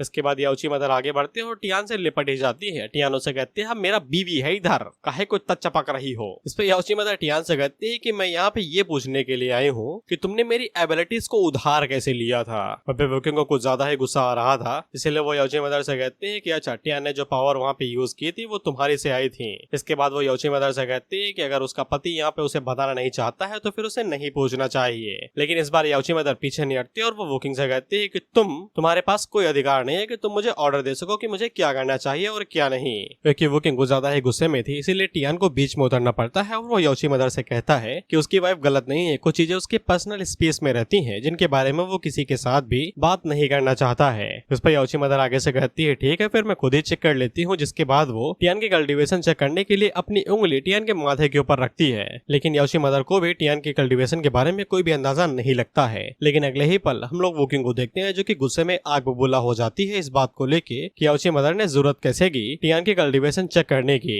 याओची मदर तो बड़ी जल्दी से साइड में हट जाती है, लेकिन उस हमले का घातक टियान बन जाता है। इसके बाद वोकिंग टियान को गर्दन से पकड़ती है और उसे दबाते हुए कहती है कि ये मेरा पति है, कोई ऐसा गहरा नहीं जिसके ऊपर तुम अपनी उंगली रख दो। वह पे याओची मदर यही सोच रहे थे कि ये पक्का कुछ टाइम पहले यहाँ पे अर्थ किंग रियलम पे था, अब मैं इसकी कल्टीवेशन यहाँ पे चेक क्यों नहीं कर पा रही। वह पे टियान ने याओची मदर को हैरान किया था, इसलिए उसे यहाँ पे ऑरा सप्रेशन कार्ड मिलता है 3 मिनट के लिए। इस कार्ड की मदद से वो किसी के भी ऑरा और पावर को सप्रेस कर सकता है 3 मिनट के लिए। टियान मन के अंदर सोचता है कि इसका ड्यूरेशन इतना ज्यादा शॉर्ट क्यों है, अभी 2 मिनट में तुम्हें पता चलेगा क्यों है इतना छोटा। फिर इसके बाद याओची मदर टियान से कहती है कि अगर तुम मुझे अपने मैटर्स के बारे में नहीं बताना चाहते तो फिर कोई बात नहीं है, लेकिन कैसा रहेगा कि तुम मेरी मदद कर दो, मेरे पिछवाड़े को सेकने में मुझे बहुत ज्यादा दर्द हो रहा है। इधर वोकिंग टियान से पूछती है इसका क्या मतलब है, तुम किसी की सिकाई वकाई भी कर रहे हो क्या। और वो टियान की गर्दन और ज्यादा कस के दबाने लगती है। टियान याओची मदर से कहता है कि आग में घी न डालो। याओची मदर आग में और ज्यादा घी नहीं यार सीधा पेट्रोल डालते हुए कहती है कि तुम्हें क्या लगता है कि पिछवाड़े पे सिकाई क्या चीज होगी। जिसपे वोकिंग टियान को छोड़ती है और आगे से एनर्जी रिलीज करते हुए कहती है और कोई शब्द नहीं, आओ सीधा लड़ ही लेते हैं। जिसपे याओची मदर भी एनर्जी को रिलीज करते हुए कहती है चलो देखते हैं कौन जीतता है। इसके बाद वो दोनों ही वहाँ पे आपस में लड़ने लगते हैं। ये डिसाइपल आपस में बात करते हुए कहते हैं कि यहाँ पे दो एम्परर आपस में भिड़ने वाले हैं सिर्फ एक पट्टे के चक्कर में। इन दोनों की जेलसी के चक्कर में हम लोग मारे जाएंगे, भाग लो यहाँ से। वहीं पे हम लोग टियान को देखते हैं जो कि मौत के कुएं के बस 2 कदम दूर ही खड़ा था और वो मन के अंदर सोचता है अगर ये लड़ी तो इनके चक्कर में मैं मरूंगा और सारा डिमोनिक सेक्ट भी। इसलिए टियान सिस्टम से कहता है कि वो ऑरा सप्रेशन कार्ड है ना 3 मिनट के लिए, उसका यूज करो। तो टियान जब यहाँ पे ऑरा सप्रेशन कार्ड का यूज करता है तो फिर उसकी स्ट्रेंथ यहाँ पे कुछ टाइम के लिए बढ़ जाती है। इससे वोकिंग और याओची मदर का जो ऑरा था वो कुछ टाइम के लिए न्यूलीफाई हो जाता है और ये दोनों ही कमजोर हो जाती हैं। वह टियान इन दोनों के ऊपर चिल्लाते हुए कहता है कि तुम दोनों अपनी जबान बंद रखो। फिर जब टियान इन दोनों की तरफ आगे बढ़ने लगता है तो उसके ऑरा की वजह से ये दोनों सप्रेस होने लगती हैं। फिर टियान वोकिंग से कहता है कि तुमने अपने पति को यहाँ पे पहले निचोड़ दिया, जिसके बाद उसे हवा में फेंक दिया, अब तुम्हें यहाँ पे सबक की जरूरत है। वोकिंग उसे पूछते तुम क्या करने वाले हो भाई। वहीं पे उसकी बॉडी मूव नहीं कर पा रही थी सप्रेशन कार्ड की वजह से और टियान पलक झपकते ही वोकिंग के पीछे जाता है और उसके तड़के ऊपर ये ज्यादा हो गया कट कर देता हूँ, धड़ाम से एक चट्टा मारता है, वो भी एकदम गूंजदार। मुझे नहीं पता भाई मैं क्या बोल रहा हूँ, बाकी मैं इन सभी चीजों के अंदर बिल्कुल भी इंटरेस्टेड नहीं हूँ। मैं पे वोकिंग दिल से तो खुश हो गई थी, लेकिन वो टियान के ऊपर गुस्सा जता रही थी। साइड से याओची मदर आगे से कहती तुम्हारा पति यार इस मामले में बढ़िया है, हाथ कमाल का है उसका। तो फिर टियान अगले ही पल उड़ते हुए याओची मदर के पीछे जाता है और उनके ऊपर भी धड़ाम से दे मारता है, ये कहते हुए तुम ही हो यहाँ पे विस्की बेलन, तुम्हारी वजह से ही ये सब कुछ बवाल हो रहा है। और वो उनके ऊपर भी धड़ाम से अपना चट्टा दे मारता है। वो फिर साइड से डिसाइपल देखते हुए कहते हैं कि इसने एक साथ 2 बूटी बजाती, वो भी सबसे बड़ी वाली। Bro is big cat lover. अब इसके बाद ऑरा सप्रेशन कार्ड यहीं पे खत्म हो जाता है और टियान आगे से शर्माते हुए कहता है कि ये तुम लोगों की उस वायलेंस की पनिशमेंट है जो तुम लोगों ने यहाँ पे दिखाई है। और फिर वो मन के अंदर सोच ही रहा था कि ऑरा सप्रेशन कार्ड सच में काफी ज्यादा कमाल का होता है, उसे बार बार यहाँ पे इस्तेमाल करना चाहिए कुछ गैट्स के ऊपर हाथ फेरने के लिए, साला ठरकी। इसके बाद ऑरा सप्रेशन कार्ड वहीं पे खत्म होता है और अगले ही पल हम लोग देखते हैं कि वोकिंग और याओची मदर जाग उठती हैं और वो टियान को ऐसे घूरती हैं जैसे कि टियान की अर्थी उठने वाली। और मैं कसम से लिख के देता हूँ ये अगले 2 महीनों तक बैठ नहीं पाएगा चैन से। इसके बाद एक साइड से याओची मदर यहाँ पे टियान के गर्दन दबोचती है और दूसरी साइड से वोकिंग दबोचती है, जिसके बाद ये दोनों ही लग जाती है टियान की गैट के ऊपर धड़ाधड़ मारते हुए। खैर इसके बाद हम लोग देखते हैं कि टियान याओची मदर को समझा रहा था कि वो किसी चीज के बारे में और कुछ चीजों के बारे में ओपनली बात नहीं कर सकता है, यानी कि वही टियान का सिस्टम, लेकिन वो इस बात की गारंटी देता है कि वो कभी भी यहाँ पे उन्हें धोखा वोखा नहीं देगा। याओची मदर कहती है ठीक है चलो हम लोग यहाँ पे टेलीपोर्टेशन पीरियड के बारे में बात कर लेते हैं। वोकिंग याओची मदर से पूछती है कि तुम्हारा सेक्ट मान गया इस चीज के लिए, हम लोगों के अलायंस के लिए। इस पर याओची मदर आगे से कहती है कि हाँ सभी लोग मान ही गए थे, खासकर डिसाइपल्स, उनके अंदर खुशी की लहर दौड़ गई थी।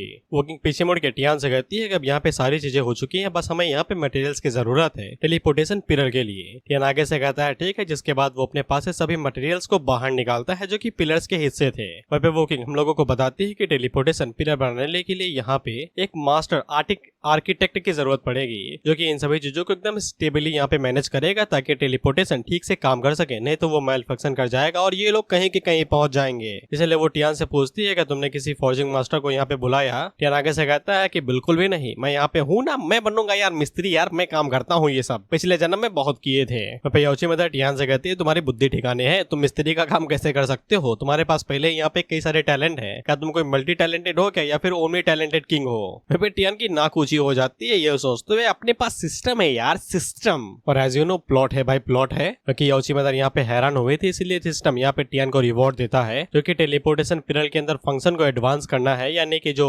टेलीपोर्टेशन पिलर बनाने में जो खर्चा आएगा, यानी कि जो पिलर विलर लगेंगे उनकी लागत 2% से गिर जाएगी। 100 है तो 20 कम लगेंगे। फिर इसके बाद टियान यहाँ पे अपनी मिस्त्रीगिरी शुरू करता है, जिसका नाम था innate skill divine craft mastership. मैं इसको यहाँ पे फॉर्जिंग कहूंगा, ये ज्यादा बढ़िया रहेगा। इसके बाद टियान अपने पास से बैरक्स को बाहर निकालता है, जिसको फॉर्जिंग टूल कहा जाता है। अब इसके अंदर वो यहाँ पे स्टोन और पिलर्स को डालेगा, जो कि कूट कूट के बाहर निकलेंगे। तो फिर याओची मदर वोकिंग से पूछती है कि तुम्हें पक्का यकीन है नहीं ये बंदा एक इंसान ही है, कोई जानवर वानर तो नहीं है? वोकिंग आगे से कहती है क्या पता यार, अभी तक तो इंसान ही है, लेकिन मुझे पक्का यकीन है अगर इसने कहा है कि ये कर लेगा तो फिर ये कर लेगा। कहते हम लोग टियान को देखते हैं, जो कि उस बैरक्स के अंदर से पिलर्स को बाहर निकालता है और इन पिलर्स को नीचे रखते रखते बहुत बड़ी चट्टान के अंदर बदल देता है। ये दोनों आगे से कहते हैं इतनी जल्दी हो भी गया, और वो टियान से पूछते हैं कि ये खत्म हो गया ना? तो टियान आगे से बताता है नहीं नहीं अभी भी बाकी है, ये तो सिर्फ एक वेसल की तरह है, हमें इसके अंदर यहाँ पे कर्व एंड रियोन्स को भी डालना पड़ेगा, जो कि एक तरीके से तंत्र मंत्र है, आकारदर्शी आर्टिस्ट वार्टिस्ट। इसके बाद टियान दोबारा यहाँ पे डिवाइन क्राफ्ट स्किल का यूज करता है और आगे से इन टेलीपोर्टेशन पिलर्स के ऊपर फॉर्मेशन रियोन्स बनाने लगता है, जैसा कि मैंने बताया तुम्हें, चिन्ह विन्न। इसके बाद प्रोग्रेस कंप्लीट हो जाती है और टियान आगे बढ़ के उन रियोन्स पिलर्स के ऊपर यहाँ पे रियोन और कार्व बनाने लगता है, वही चिन्ह विन्न। साथ ही में टियान यहाँ पे रायथ थंडर का भी यूज कर रहा था, क्योंकि उसके पास एबिलिटी है भाई लाइटनिंग कंट्रोल करने की। इससे याओची मदर हैरान हो जाती है, तो फिर सिस्टम यहाँ पे टियान को रिवॉर्ड देता है। और एज यू नो प्लॉट है भाई, प्लॉट है, तो टियान को जो रिवॉर्ड मिलता है उसका नाम था बस stroke technique, dragon soar and phoenix dance. अब ये दोनों यहाँ पे टियान की कलाकारी को और ज्यादा बेहतर कर देती है, जिनकी मदद से टियान काफी जल्द ही टेलीपोर्टेशन पिलर्स को कंप्लीट कर लेता है और वो रेडी कर देता है अपना टेलीपोर्टेशन गेट। जिसके बाद वो याओची मदर से कहता है कि उन्होंने यहाँ पे ये टेलीपोर्टेशन पिलर सिर्फ एक साइड पे बनाया है, यानी कि ये यूजलेस है, इसलिए इन लोगों को यहाँ पे उस याचो लैंड के ऊपर भी दूसरा पिलर बनाना पड़ेगा। इसके बाद टियान एक स्टोन निकालता है और वो वोकिंग को देते हुए कहता है कि जैसे ही वो दूसरी साइड पे भी पिलर बना लेगा, तब वो इस स्टोन की मदद से टियान को उसे यहाँ पे समन कर सकती है। इसे टेलीपोर्टेशन पिलर यहाँ पे एक्टिवेट हो जाएगा और वो वापस आ जाएगा। इसके बाद टियान वोकिंग को बाय कहता है और याओची मदर के साथ पिलर से होते हुए याओची क्लैन चला जाता है। इसके अगले सीन में हम लोग देखते हैं कि टियान ने वहाँ पे भी उस पिलर को बना ही दिया था। अब ऑथर इसमें हमें क्या ही दिखाएगा, इसलिए याओची हमें बताती है कि टियान ने सिर्फ आधे घंटे के अंदर ही इस टेलीपोर्टेशन पिलर को कंप्लीट कर लिया है। वहाँ पे जितनी भी फीमेल डिसाइपल थी वो सभी टियान के इर्द गिर्द घूमने लगती हैं, ये कहते हुए तुम तो ग्रेट हो भाई। वहाँ पे टियान की फेथ एनर्जी लगातार बढ़ती ही जा रही थी। इसके बाद टियान वाइफ से कहता है कि उसने यहाँ पे टेलीपोर्टेशन पिलर को कंप्लीट कर लिया है, वो जल्दी से यहाँ पे 3 स्पिरिट ओरिजिन स्टोन का इस्तेमाल के लिए पिलर को एक्टिवेट करने के लिए। इसके बाद याओची मदर और याओची वहाँ पे आती हैं और वो टियान को बताती हैं कि छोटा सा टेलीपोर्टेशन पिलर भी यहाँ पे 900 स्पिरिट ओरिजिन स्टोन्स लेता है एक्टिवेट होने के लिए, लेकिन टियान को यहाँ पे सिर्फ 300 लग रहे हैं। टियान कहता है कि उसने यहाँ पे बस छोटे मोटे एडजस्टमेंट किए हैं। याओची यहाँ पे टियान से कहते हैं कि तुम्हारे छोटे मोटे एडजस्टमेंट की वजह से उसने यहाँ पे पूरे 600 स्पिरिट ओरिजिन स्टोन्स की बचत की है, वो पक्का यहाँ पे एक मास्टर लेवल का फोर्ज मास्टर होगा। टियान उसे कहता है तारीफ करना बंद करो। टियान याओची मदर से कहता है कि उन लोगों को यहाँ पे अभी भी टेलीपोर्टेशन पिलर को एक्टिवेट करने के लिए न सिर्फ क्रिस्टल एनर्जी की जरूरत पड़ेगी, बल्कि बहुत ही ज्यादा मात्रा में स्पिरिचुअल पावर की भी जरूरत पड़ेगी। इस काम के लिए यहाँ पे याओची मदर आगे आएंगे। याओची मदर आगे बढ़ते हैं, जो कि अपनी स्पिरिचुअल एनर्जी को जैसे ही पिलर के अंदर डालती है तो वो एक्टिवेट हो जाता है और उसके ऊपर गेट आ जाता है। याओची आगे से कहती है ऐसा लगता है कि यहाँ पे टेलीपोर्टेशन अब कंप्लीट हो चुका है। टियान आगे से कहता है कि अभी भी ये काफी ज्यादा दूर है, उन लोगों को इस पीस की जांच पड़ताल करनी पड़ेगी कि वो पूरी तरीके से स्टेबलाइज है या नहीं। याओची मदर टियान से कहती है कि मैं भी तुम्हारे साथ आऊंगी। टियान उनसे कहता है कोई बदमाशी तो नहीं करोगी ना? याओची मदर आगे से कहती है ऑफ कोर्स नॉट, वो तो समय बताएगा। इसके बाद टियान आगे से कहता है भरोसा करता हूँ, और ये दोनों ही इस टेलीपोर्टेशन गेट के अंदर चले जाते हैं इस पीस को मोबिलाइज करने के लिए। इसके बाद अगला सीन अंधेरे का होता है और याओची मदर कुछ ज्यादा ही चिपक रही थी। टियान उनसे कहता है तुमने कहा था ना कोई भी बदमाशी नहीं। याओची मदर आगे से बहाना देती है जो लड़कियां देती हैं, वो भी कमजोर वाली, जब उन्हें कोई बलि का बकरा फंसाना हो। याओची मदर आगे से कहती है कि उन्हें अंधेरे से डर लगता है। टियान आगे से कहता है मजाक बढ़िया था, पूरा लौंडा समाज तुम लोगों से घबराता है और कह रहे हो तुम्हें अंधेरे से डर लगता है। कभी इंडिया में हो आधा लौंडा समाज घबराता है लड़कियों से बात करने में। खैर ये लोग टेलीपोर्टेशन पिलर के एकदम सेंटर में आए थे, जहाँ पे टेलीपोर्टेशन की प्रोग्रामिंग की जाती है, कोडिंग की जाती है, मैं ऐसे ही समझा सकता हूँ। टियान लोगों को बताता है कि उसने जो ट्रांसमिशन की स्पीड थी उसे एकदम धीरे रखा था, यानी कि इधर से उधर जाने में ज्यादा दिक्कत ना हो। और वो याओची मदर को बताता है कि यहाँ पे सब कुछ ठीक ठाक है और जब वो अगली बार इस टेलीपोर्टेशन पिलर का इस्तेमाल करेंगे तो पलक झपकते ही एक दूसरे के सेक्टर में पहुंच जाएंगे। खैर इसके बाद दोनों आसमान को देखते हुए कहते हैं कि ये आसमान उनकी दुनिया से ही यहाँ पे आया है। याओची मदर आगे से पूछते हैं बता सकते हो कि ये कौन सी जगह है? तो टियान को भी नहीं पता था कि ये कैसी जगह है और कहाँ पे है ये, लेकिन ऐसी जगहों को सिर्फ डिवाइन रियलम के लोग ही एक्सप्लोर कर सकते हैं। याओची मदर यहाँ पे टियान से कहती है उन्हें नहीं पता है कि टियान ने किस मेथड का इस्तेमाल किया है खुद को छुपाने के लिए, खुद की स्ट्रेंथ को छुपाने के लिए, लेकिन इस दिखावे से और छुपावट से वो खुद को हमेशा के लिए प्रोटेक्ट नहीं कर पाएगा। अगर टियान यहाँ पे खुद को प्रोटेक्ट करना चाहता है तो फिर सिर्फ एक ही तरीका है, टियान को यहाँ पे और ज्यादा स्ट्रांग बनना पड़ेगा। टियान याओची मदर से कहता है मुझे पता है कि तुम क्या बोझ रही हो, तुम्हें चिंता करने की जरूरत नहीं है। लेकिन अगले ही पल वो पूरी जगह हिलने लगती है और हम लोग देखते हैं कि वहाँ पे कोई तो डीमन आता है। इतना उसे देख के कहती है ये क्या चीज है, तो याओची मदर आगे से कहती है कि ये एक डीमन गॉड हो सकता है। टियान हम लोगों को बताता है कि डीमन गॉड डीमन रेस के अंदर उनकी पावर को एक डिवाइन रियलम के कल्टीवेटर के बराबर का माना जाता है, या फिर ये उससे भी ज्यादा स्ट्रांग हो सकता है। इसलिए ये दोनों यही सोचते हैं कि इन्हें भनक नहीं लगने देनी चाहिए कि ये लोग यहाँ पे हैं। ये लोग छुपे रहते कि उससे पहले ही वो डीमन गॉड इन्हें देख लेता है और उनसे कहता है तुम लोग यहाँ पे क्या करने के लिए आए हो भाई, मैं तो समोसे खाने के लिए आया था। डीमन गॉड इनकी तरफ देखते ही अपने हाथ को आगे बढ़ा देता है इन्हें क्रश करने के लिए।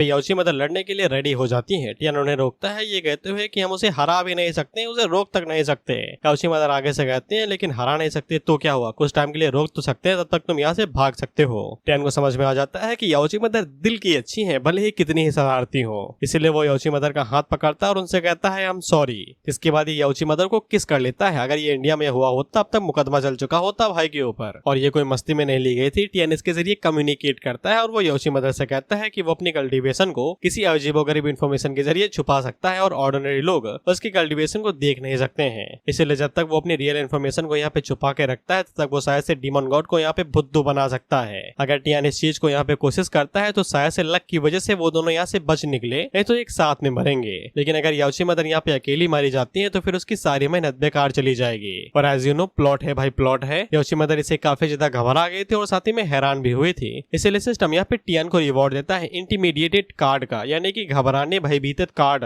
इस कार्ड की मदद से टियान किसी को भी डरा सकता है। अब इधर हम लोग डीमन गॉड को देखते हैं, इसका हाथ बीच में रुक जाता है क्योंकि वो इन दोनों के cultivation and presence of aura कुछ भी था साला उसे सेंस नहीं कर पा रहा था, और उसे मन के अंदर यही लगता है कि ये दोनों यहाँ पे हाई लेवल ह्यूमन एक्सपर्ट्स हो सकते हैं। इसलिए अपनी बड़ी सी बॉडी को छोटा करता है और नीचे आके इन लोगों से पूछता है कि तुम लोग कौन हो, और उल्टा सीधा चीजें करने के लिए मैं माफी मांगता हूँ। टियान को समझ में आ जाता है कि दाल गल रही है, इसलिए वो इस डीमन के ऊपर चिल्लाते हुए कहता है कि तुम एक बीजू लैंड से हो, तुम्हारी हिम्मत कैसे हुई मुझे से रेटी से टकराने की और उसे इस तरीके से धमकाने की। और वो मन के अंदर सोचता है कि जितना ज्यादा मिस्टीरियस और पावरफुल मैं दिखूंगा उतना ज्यादा ये घबराएगा। डीमन गॉड यहाँ पे टियान की बातों को सही करके बताता है कि साले मैं जी ट्राइब से हूँ, डुलाओई क्लैन का एक लीडर। इसके बाद ये डीमन गॉड यहाँ पे रिवर्स कार्ड का यूज करता है और वो टियान से कहता है तुम बता सकते हो कि कौन एक्सपर्ट यहाँ पे तुम्हें बचाने के लिए आएगा। टियान को समझ में आ जाता है कि अब यहाँ पे इंटीमीडिएट कार्ड का इस्तेमाल करने का टाइम आ चुका है, यानी कि भयभीत कर देने वाला कार्ड।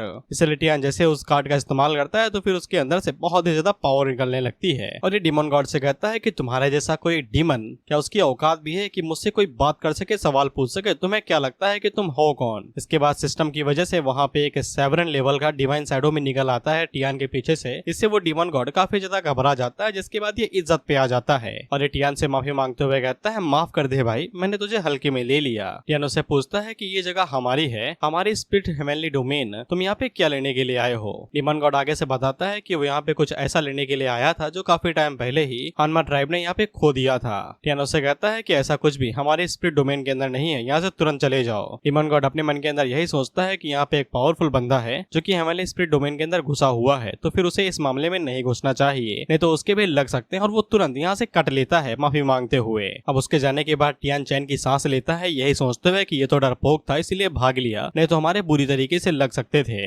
याओची मदर टियान से पूछती है कि तुमने उसे डराया कैसे, वो तो एक डीमन गॉड था ना। टियान आगे से कहता है कि मैंने एक इल्यूजन टेक्निक का यूज किया, इल्यूजन टेक्निक। याओची मदर उसे कहती है बेवकूफ न बनाओ, सच्ची सच्ची बता दो। तो टियान की जबान आगे से लकवा मार जाती है, उसके मुंह से एक शब्द बाहर नहीं निकलता। याओची मदर टियान से कहते हैं कि छोड़ो, अगर तुम मुझे बताना भी चाहते तो भी मैं नहीं सुनती, मैं थक चुकी हूँ इतना। इसके बाद वो टियान से कहती हैं कि वो डीमन गॉड यहाँ पे कुछ ढूंढ रहा था, लेकिन तुमने पहले ही कह दिया तुम्हें फर्क नहीं पड़ता, तो फिर क्या तुम्हें पता है कि वो क्या चीज हो सकती है? टियान आगे से कहता है कि क्या चीज होगी भाई, डीमन क्लैन से कोई ऑर्डिनरी चीज थोड़ी ना होगी, मुझे कैसे पता होगा? और जो चीज वो डीमन ढूंढ रहा था अगर वो हमारे हेवनली स्पिरिट डोमेन के अंदर गिरी होती तो काफी टाइम पहले यहाँ पे बहुत बड़ा केओस हो चुका होता। याओची मदर भी इसी बारे में सोचती है, जिसके बाद वो टियान से कहती है कि अभी के बारे में क्या क्या हम लोग कंटिन्यू करें, हमारी किस कहाँ पे रुकी थी। टियान उसे कहता है कि ये सब चीजें गंदी बातें होती हैं, ऐसा नहीं सोचा जाता, और आपकी उम्र हो रही है, पति ढूंढ लीजिए आप। इसके बाद वो अपना हाथ छुड़ाते हुए वहां से भागते हुए कहता है अगर मेरी बीवी को पता चला तो वो मेरा कत्लेआम मचा देगी, हाथ पैर बांध के मेरा निप्पल काट देगी, फिर शीशे में देखूंगा खुद को, यही लगेगा कि आंख मार रहा हूँ खुद को। खैर इसके बाद टियान की नजर किसी चीज के ऊपर पड़ती है और वो पूछता है कि ये क्या चीज है, तो हमारी नजर भी उस चीज के ऊपर पड़ती है और याओची मदर आगे से बताती है कि वो वाइड वॉर्टेक्स है। ये कुछ ऐसी चीजें होती हैं जो कि कभी कभी टेलीपोर्टेशन स्पेस के अंदर दिखाई दे जाती हैं, और अगर मैं इस वाइड वॉर्टेक्स के बारे में गूगल एक्सप्लेनेशन दूं तो इसके अंदर कोई भी चीज नहीं है, नथिंग, केओस, तबाही, बस यही चीजें बताई है गूगल ने मुझे। बेसिकली ब्लैक होल का दूर का रिश्तेदार। याओची मदर आगे से कहती है ऐसा भी हो सकता है कि वो डीमन गॉड यहाँ पे इसलिए आया हो क्योंकि उसका सामना इसी तरीके किसी वॉर्टेक्स के साथ हो गया होगा। फिर टियान मन के अंदर सोचता है अगर मैं यहाँ पे इस वाइड वॉर्टेक्स को एक्सप्लोर करने की कोशिश करूँ तो फिर क्या मैं इसकी पावर को यहाँ पे कंप्रीहेंस कर सकता हूँ। याओची मदर टियान को रोकती है ये कहते हुए कि तुम उसके पास नहीं जा सकते हो। वाइड वॉर्टेक्स काफी ज्यादा खतरनाक होते हैं, अगर तुम उसके करीब जाओगे तो अंदर खींच लिए जाओगे और हमेशा के लिए फंसे रहोगे। टियान आगे से कहता है कि जब तक मैं कंफर्म नहीं करूंगा मुझे पता कैसे चलेगा। ये तो वही बात हो गई, छत से कूद गई ये चेक करने के लिए कि हड्डी कितनी टूटती है 2 माले से कूदने पे। फिर इसके बाद टियान आगे बढ़ता है और उस वाइड वॉर्टेक्स के ऊपर अपना हाथ रखता है। याओची मदर को चिंता हो रही तो टियान आगे से कहता है चिंता ना करो, मैं आगे से विंड थंडर का इस्तेमाल कर सकता हूँ भागने के लिए। और एज यू नो प्लॉट है भाई, प्लॉट है। सिस्टम आगे बढ़ता है और वो टियान को बताता है कि उसने यहाँ पे वाइड डोमेन को एक्सप्लोर करना शुरू कर दिया और वो उसकी एनर्जी को एब्जॉर्ब कर रहा है, जिसके बाद कंप्रीहेंस की प्रोग्रेस शुरू हो जाती है और कुछ ही देर के अंदर टियान यहाँ पे सक्सेसफुली वाइड डोमेन को एक्सप्लोर कर लेता है और उसके अंदर थोड़ी बहुत बिगनर लेवल की इनसाइट आ जाती है, यानी कि जानकारी। और फिर टियान भी हैरान हो गया था यही सोचते हुए कि उसने सोचा भी नहीं था कि वो उसकी पावर की वजह से यहाँ पे वाइड वॉर्टेक्स को एक्सप्लोर कर पाएगा। लेकिन अगले ही पल हमें जिस चीज का डर था वही होता है, टियान को वो वाइड वॉर्टेक्स अपने अंदर ही खींच लेता है। वह पे याओची मदर अपने मन के अंदर सोचते ही पता नहीं वुकिंग का क्या होगा जब उसे ये पता चलेगा कि उसके पति को यहाँ पे वाइड वॉर्टेक्स ने खींच लिया है। फिर इसके बाद अगला सीन याओची लैंड का होता है जहाँ पे ये सभी लोग पिलर को चेक कर रहे थे और उन्हें यकीन हो गया था कि पिलर सही से काम कर रहे हैं। अब उसी के बाद हम लोग टियान को देखते हैं जो कि वाइड वॉर्टेक्स के अंदर घुसा नहीं था बल्कि वो उसका इस्तेमाल करके बाहर निकल आया था। बेसिकली अब ये टेलीपोर्टेशन का इस्तेमाल वाइड वॉर्टेक्स की तरह कर सकता है, बेसिकली स्पेस मैजिक। हालांकि टियान अभी तक इसे सही से कंट्रोल कर नहीं पाया था, इसीलिए वो इधर उधर करके वाइड वॉर्टेक्स के अंदर छलांग मारते रहता है। याओची उसे कहती है खेलना बंद करो यार, मुझे डर लग रहा है कि तुम्हारी मुंडी न टूट जाए। इसके बाद याओची मदर बाहर निकलती है और वो याओची से पूछती है कि तुमने यहाँ पे टियान को देखा। उसी टाइम पे हम लोग टियान को देखते हैं और उसका वाइड सीधा याओची मदर के ऊपर ही खुलता है और वो धड़ाम से उन्हीं के ऊपर जा गिरता है। लेकिन याओची मदर उसे गिरने से रोक लेती है और टियान आगे से कहता है कि वो अभी भी यहाँ पे वाइड की पावर को ठीक से यूज नहीं कर पा रहा है और वो इस वाइड की पावर के जरिए सिर्फ कुछ मीटर्स की दूरी ही तय कर सकता है। अगर उसे ज्यादा दूर करना है तो फिर उसे ज्यादा मेहनत लगेगी। लेकिन हम लोग याओची मदर को देखते हैं जो कुछ ज्यादा ही गुस्से में थी और वो टियान से कहती है कि अपने हाथ कब हटाओगे, क्योंकि टियान के हाथ कुछ ज्यादा ही गलत जगह पे थे। टियान पीछे हटते हुए कहता है कि मेरी गलती नहीं है भाई, एक्सीडेंट था और मुझे याओची मदर का कुछ समझ में नहीं आ रहा है। अचानक से ये हॉर्नी हो जाती है और अचानक से एकदम सीरियस, क्योंकि अगले ही पल हम लोग याओची मदर को देखते हैं जो कि टियान से कहती है कि उसने पब्लिक के सामने ये सब कुछ किया है, इसलिए उसे यहाँ पे एक अच्छे से माफी मांगनी पड़ेगी, या फिर वो लोग कहीं और भी चल सकते हैं इस चीज को डिस्कस करने के लिए। और ये कहते हुए ये टियान के सीने को छू रही थी, वो भी नंगी उंगलियों से। फिर टियान का पप्पू खड़ा होने लगता है, लेकिन तभी उसे बुकिंग के बारे में याद आता है जो कैंची लेके खड़ी थी। बेचारा नपुंसक बन जाएगा ये, टियान को ऐसा लगता है। इसलिए वो याओची मदर को दूर करते हुए कहता है कि हम लोग इस बारे में किसी और दिन बात करेंगे, अभी के लिए मुझे वापस जाना है। और वो जाते हुए याओची मदर से कह के जाता है कि मैं ये कहना चाहता हूँ कि हम लोग डीमन गॉड के मैटर के बारे में किसी को भी नहीं बताएंगे। और इतना कहने के बाद ये यहाँ से तुरंत कट लेता है। फिर याओची मदर अपने मन के अंदर सोचती है कि साले की आंखों में मैं इतनी ज्यादा अनअट्रैक्टिव हूँ क्या कि बूढ़ी हो गई हूँ, ये कभी मेरे ऊपर लाइनें नहीं मारता। वो मारता है लेकिन तुम गलत समय पे सीरियस हो जाती हो। और मैं ये चीज कहने वाला तो नहीं था, लेकिन अगर मुझे वो बंदा मिल गया जिसने ये सेंसरशिप की है, साले को मैं इतना मारूंगा उसके चेहरे के ऊपर मैं ओहायो का नक्शा बना दूंगा। ऐसा लगता है माल फूक के ये सब सेंसरशिप की है, कहीं पे की है कहीं पे नहीं की है। इसके बाद टियान दोबारा उसी वाइड स्किल का यूज करता है, आई डोंट नो व्हाई, लेकिन हम लोग देखते हैं कि प्लॉट है भाई, प्लॉट है, क्योंकि उसने यहाँ पे याओची मदर को हैरान किया था। तो फिर उसे यहाँ पे शैडो क्लोन स्किल कार्ड मिलता है। शैडो क्लोन स्किल कार्ड नाम से ही पता चल रहा है कि टियान अपनी एक शैडो बना सकता है जो उसके जितनी ही पावरफुल रहेगी, और वो शैडो क्लोन 3 घंटे तक चलता रहेगा। उसकी बैटरी इतनी है जिसके बाद वो डेड हो जाएगा। टियान में सिस्टम से वही सवाल पूछता है जो मैं और तुम पूछना चाहते हैं कि उसने याओची मदर को कब हैरान किया। तो सिस्टम आगे से कहता है होस्ट तुम्हें याद नहीं कि तुमने याओची मदर के संतरे दबा दिए थे। इस पे टियान आगे से कहता है अच्छा वो तो काफी ज्यादा कमाल की फीलिंग थी, मैंने बताया ना ये हरामी है साला एक नंबर का। इसके बाद हम लोग वुकिंग और ग्रैंड एरर को देखते हैं जिन्हें टियान की चिंता हो रही थी क्योंकि टियान अभी तक वापस नहीं आया था। इसके अगले ही सीन हम लोग देखते हैं कि टियान उस पिलर से बाहर बाहर निकलता है और वोकिंग टियान से पूछती है कि तुम ठीक तो हो ना, पिलर कैसा है। तो टियान आगे से बताता है कि पिलर पूरी तरीके से ठीक से काम कर रहा है और इन लोगों को यहाँ पे अब 900 और की जरूरत नहीं बल्कि सिर्फ 300 और की जरूरत है। वोकिंग उसे कहती है काफी अच्छी बात है, अब हम लोग यहाँ पे और भी ज्यादा रॉक क्रिस्टल को बचा पाएंगे। उसी टाइम पे टियान आगे बढ़ता है और वो वोकिंग से चिपकते हुए कहता है कि उसे और भी कुछ बारे में डिस्कस करना है।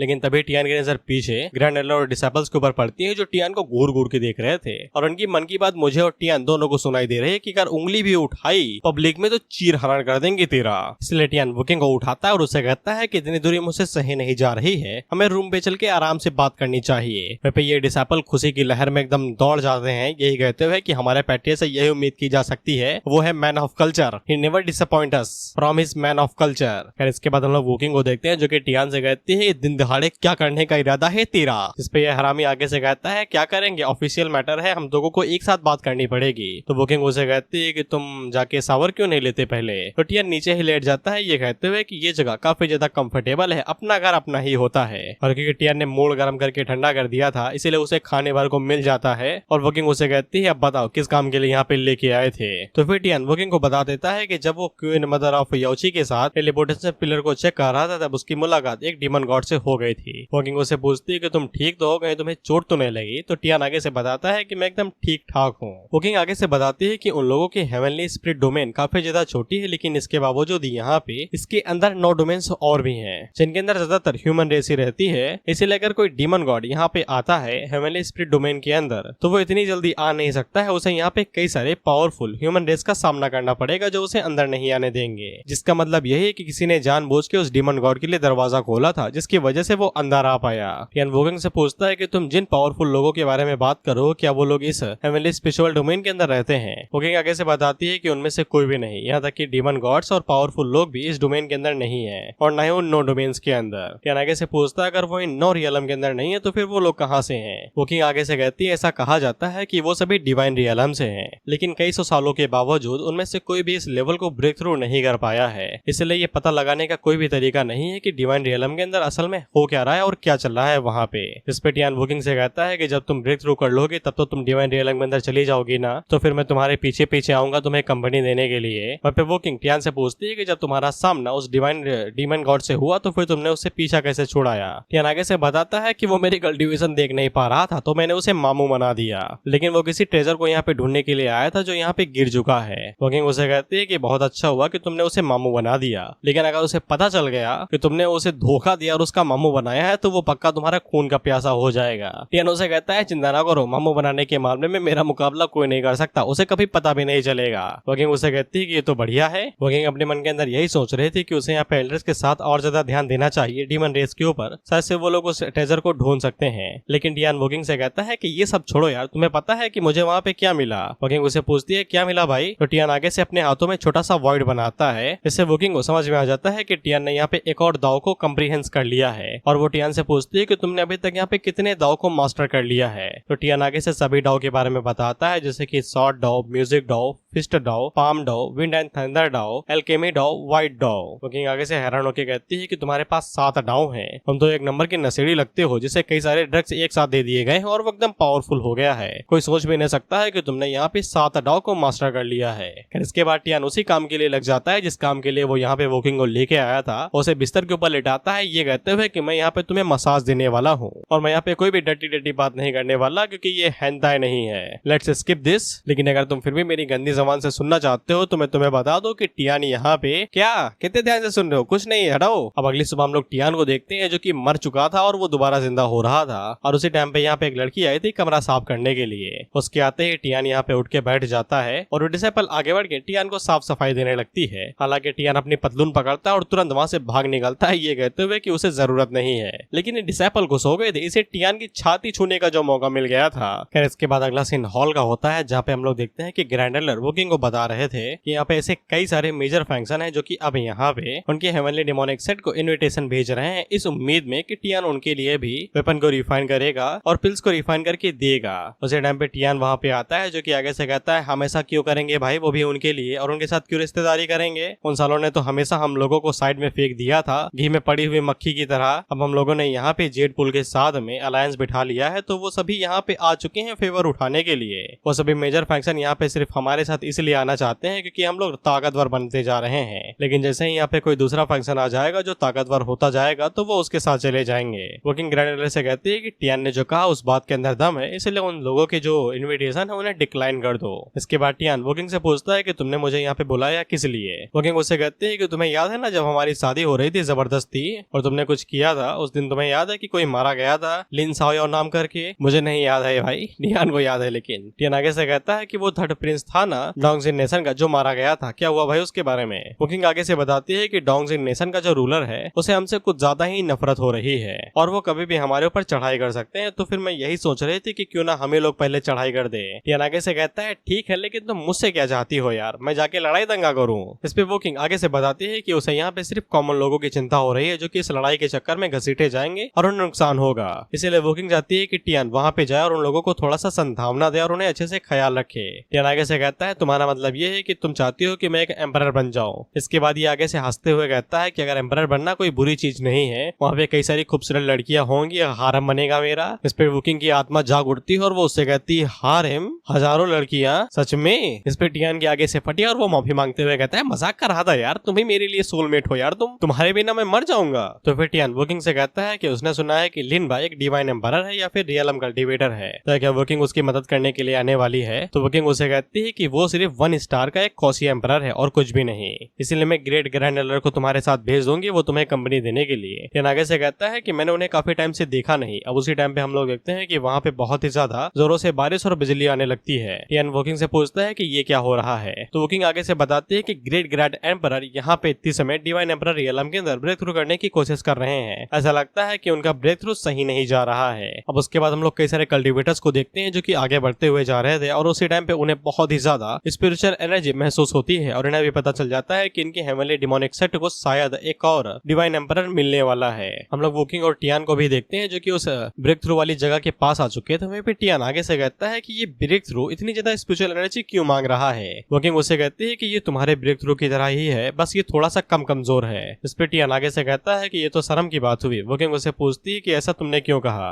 इस पे टियान कहता है कि ध्यान से देखो, ग्रैंड एल्डर का जो ऑरा है वो धीरे धीरे करके सप्रेस होता जा रहा है उस हेवनली केओस के सामने, और अगर ऐसा ही चलता रहा तो फिर वो बड़ी मुश्किल से ही डिवाइन एम्परर रियलम के अंदर ब्रेक थ्रू कर पाएंगे और वो पूरी तरीके से शायद कर भी नहीं पाएंगे। और आसपास की स्पेशल एनर्जी भी बहुत ही ज्यादा कमजोर होती जा रही है। ऐसा लगता है कि उनकी एनर्जी खत्म हो रही है। वोकिंग आगे से कहते हैं कि ये तो काफी ज्यादा बुरा हुआ, हम लोगों को मदद करनी पड़ेगी। तो फिर हम लोग टियान को देखते हैं जो कि अपनी स्पिरिचुअल एनर्जी को रिलीज करता है और वोकिंग से कहता है कि चिंता ना करो, मेरे पास मेरे अपने तरीके हैं। और इसी के साथ ये एपिसोड यहीं पे खत्म होता है और जो भी चैप्टर थे वो भी यहीं पे खत्म हो जाते हैं। और मुझे पता है कि 16 तारीख के बाद में मैं बिल्कुल ही अनकंसिस्टेंट हो गया था, लेकिन काफी सारी चीजें हुई। एक तो एग्जाम आ गए हैं मेरे जो 6 तारीख से ही शुरू हो जाएंगे, लेकिन मल्टीपल चॉइस वाले हैं तो फिर कोई दिक्कत नहीं है, तुक्का मार दूंगा। तो फिर मैं तुम लोगों को बता दूं कि हम लोगों की अगली मानवा कल्टीवेटर अगेंस्ट हीरो सोसाइटी की होगी। और मैं तुमसे रिक्वेस्ट करता हूँ प्लीज इसे अच्छे से देख लेना यार, ऑन गोइंग है यार, 300+ चैप्टर है, बहुत ही अच्छा माल है। मैं एक्सप्लेन करने में भी नहीं कतराऊंगा, कंसिस्टेंट रहूंगा,